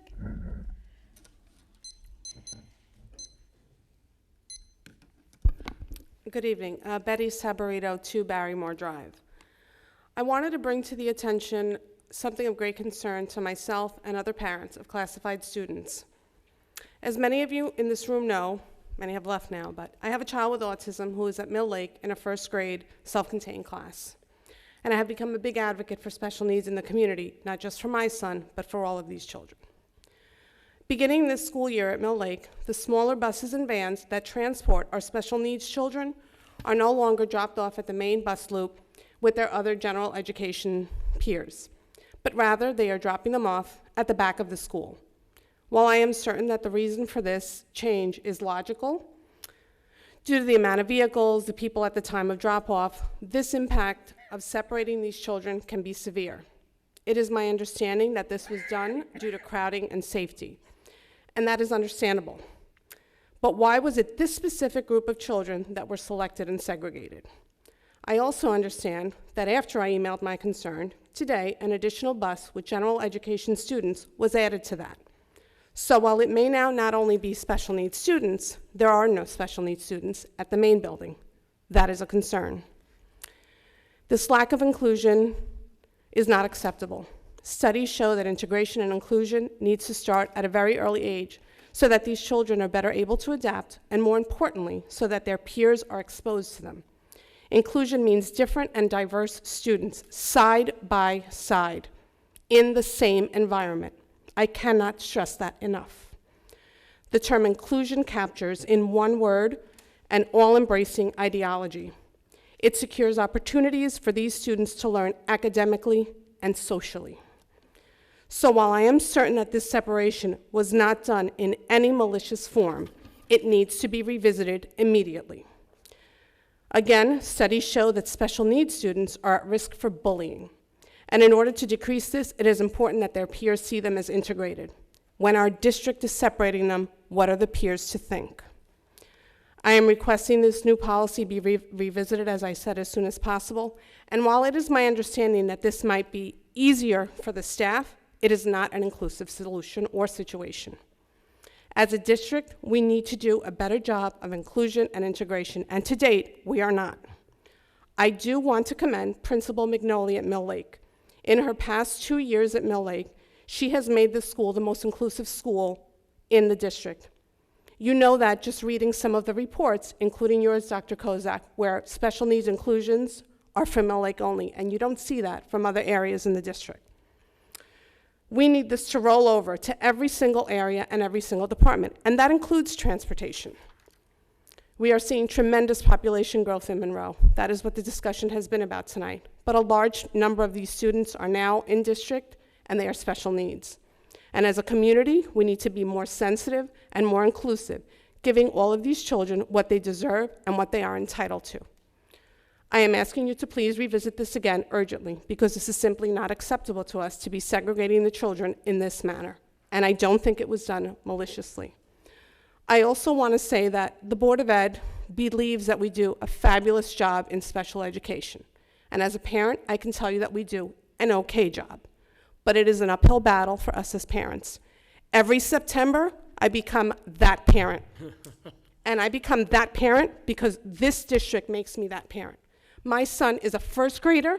I've been through 1 mediation and 1 lawsuit, and I can't even tell you the number of emails. So I ask you to revisit this.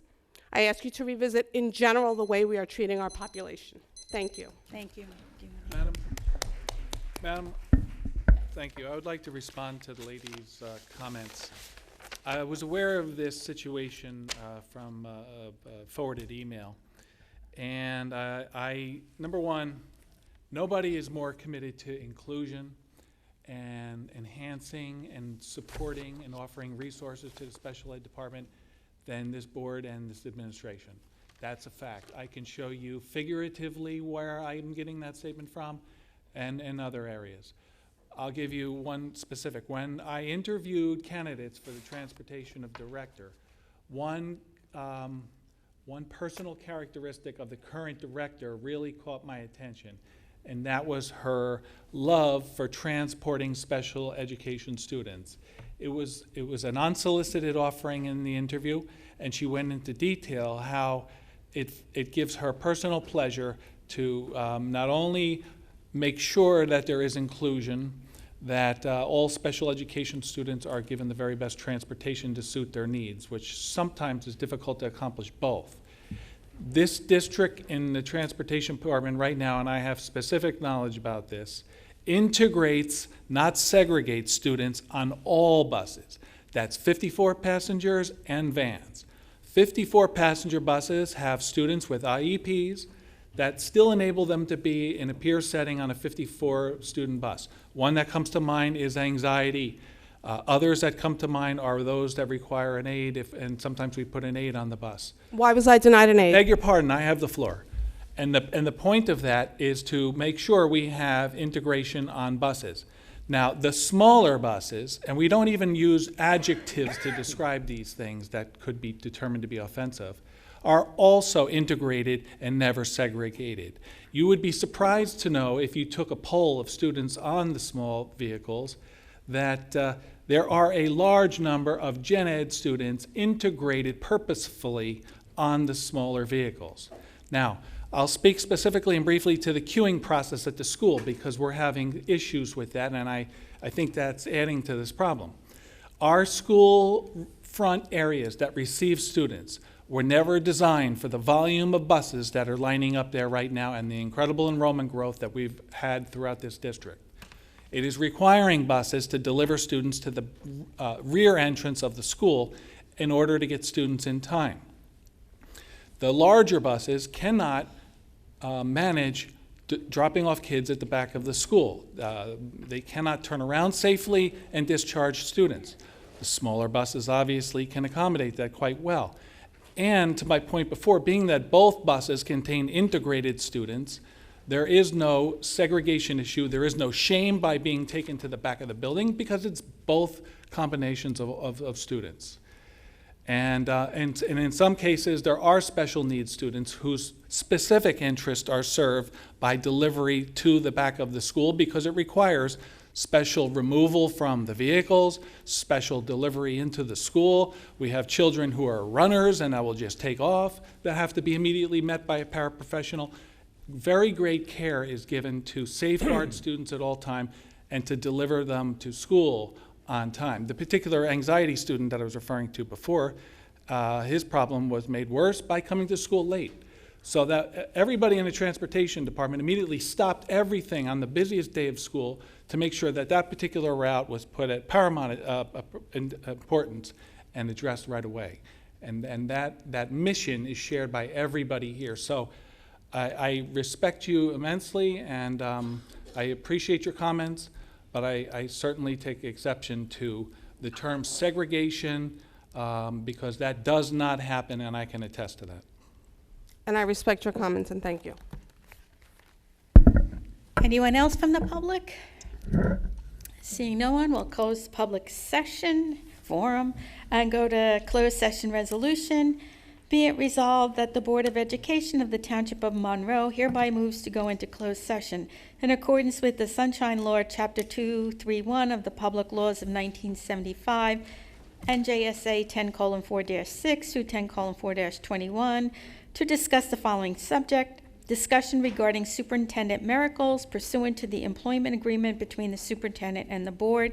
Following closed session, action may be taken. The discussion conducted in closed session can be disclosed to the public at such time as the need for confidentiality no longer exists. Who was first? First. And you were second? Before somebody first.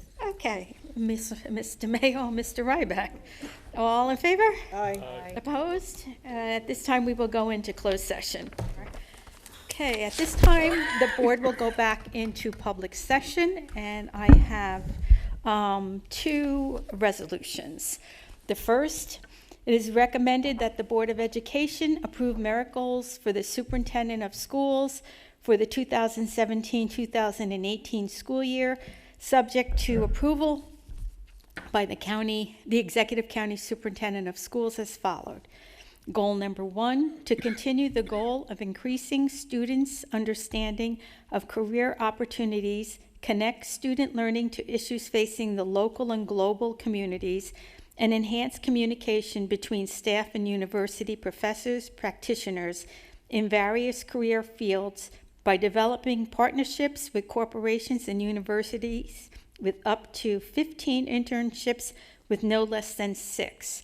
It is a quantitative goal, 3.3% of salary for $5,577. Goal number 2, to increase the percentage of grade 3 students who met or exceeded expectations on PARC ELA 2017 from 62.3% to 65%. It is a quantitative goal, 3.3% of salary for $5,577. Goal number 3, to increase community awareness of student learning through student presentations and or projects in the community. It is a qualitative goal, 2.5% of salary for $4,187. The superintendent is hereby directed to submit the aforementioned merit goals to the Executive County Superintendent for review and approval. So moved. So moved Ryback. And Mrs. Lang? Arminio. It's fine. Arminio. It's fine. Oh, I'm sorry. That's fine. I wasn't looking. We're here to help. Okay, any comments or questions? Madam President, I just want to state so that I know last year when the merit goals were approved, it was a misunderstanding within the public that we've already said that we are giving that money. I just think it's important that we know that these are what you're challenged to produce for this year, and there's the possibility that you can get up to all that dollar amount, but we haven't, we're not giving it to you right now. Thank you. Okay, does anybody have an extra set of, a piece of paper? Because I have to do I a do. roll call. Oh. And I don't have everybody's. here. you know. Well, I'd rather have a piece of paper, because then I'm on the back of lots of stuff. So Mr. Gorski's not going to be happy with me tomorrow. So let me just write down the names, and then I'll take the roll call.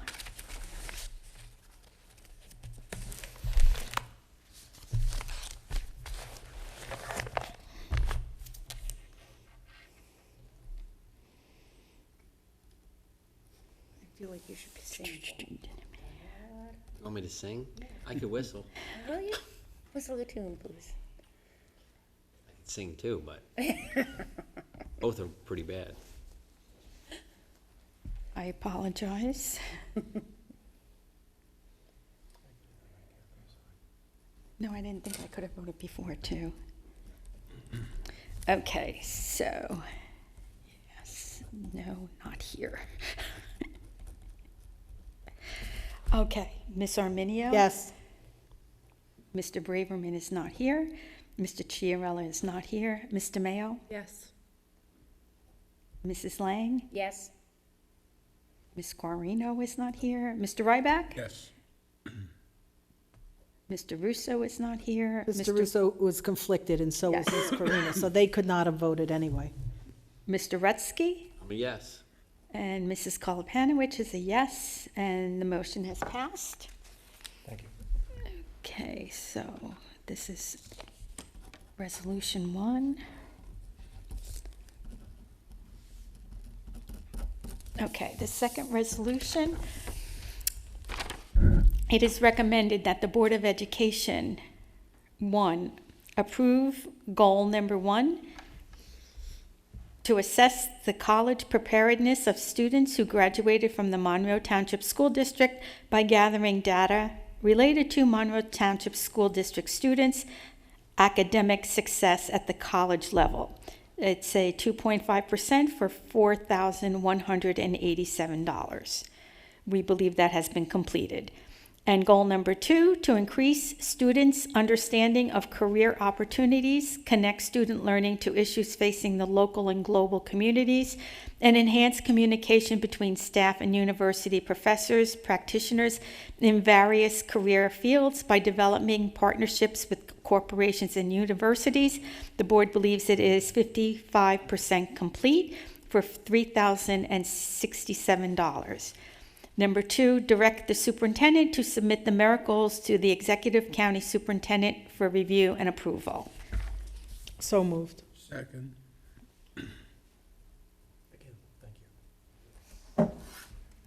Okay, any comments or questions? Just want to make clear, Madam President, that this was for just the year for this. These are the goals that have already been done, and we've been assessing that. Yes, this is for the 2016-2017 Thank school you. year. Any other comments or questions? Seeing none. Okay. Ms. Arminio? Yes. Mr. Braverman is not here. Mr. Chiarella is not here. Ms. DeMayo? Yes. Mrs. Lang? Yes.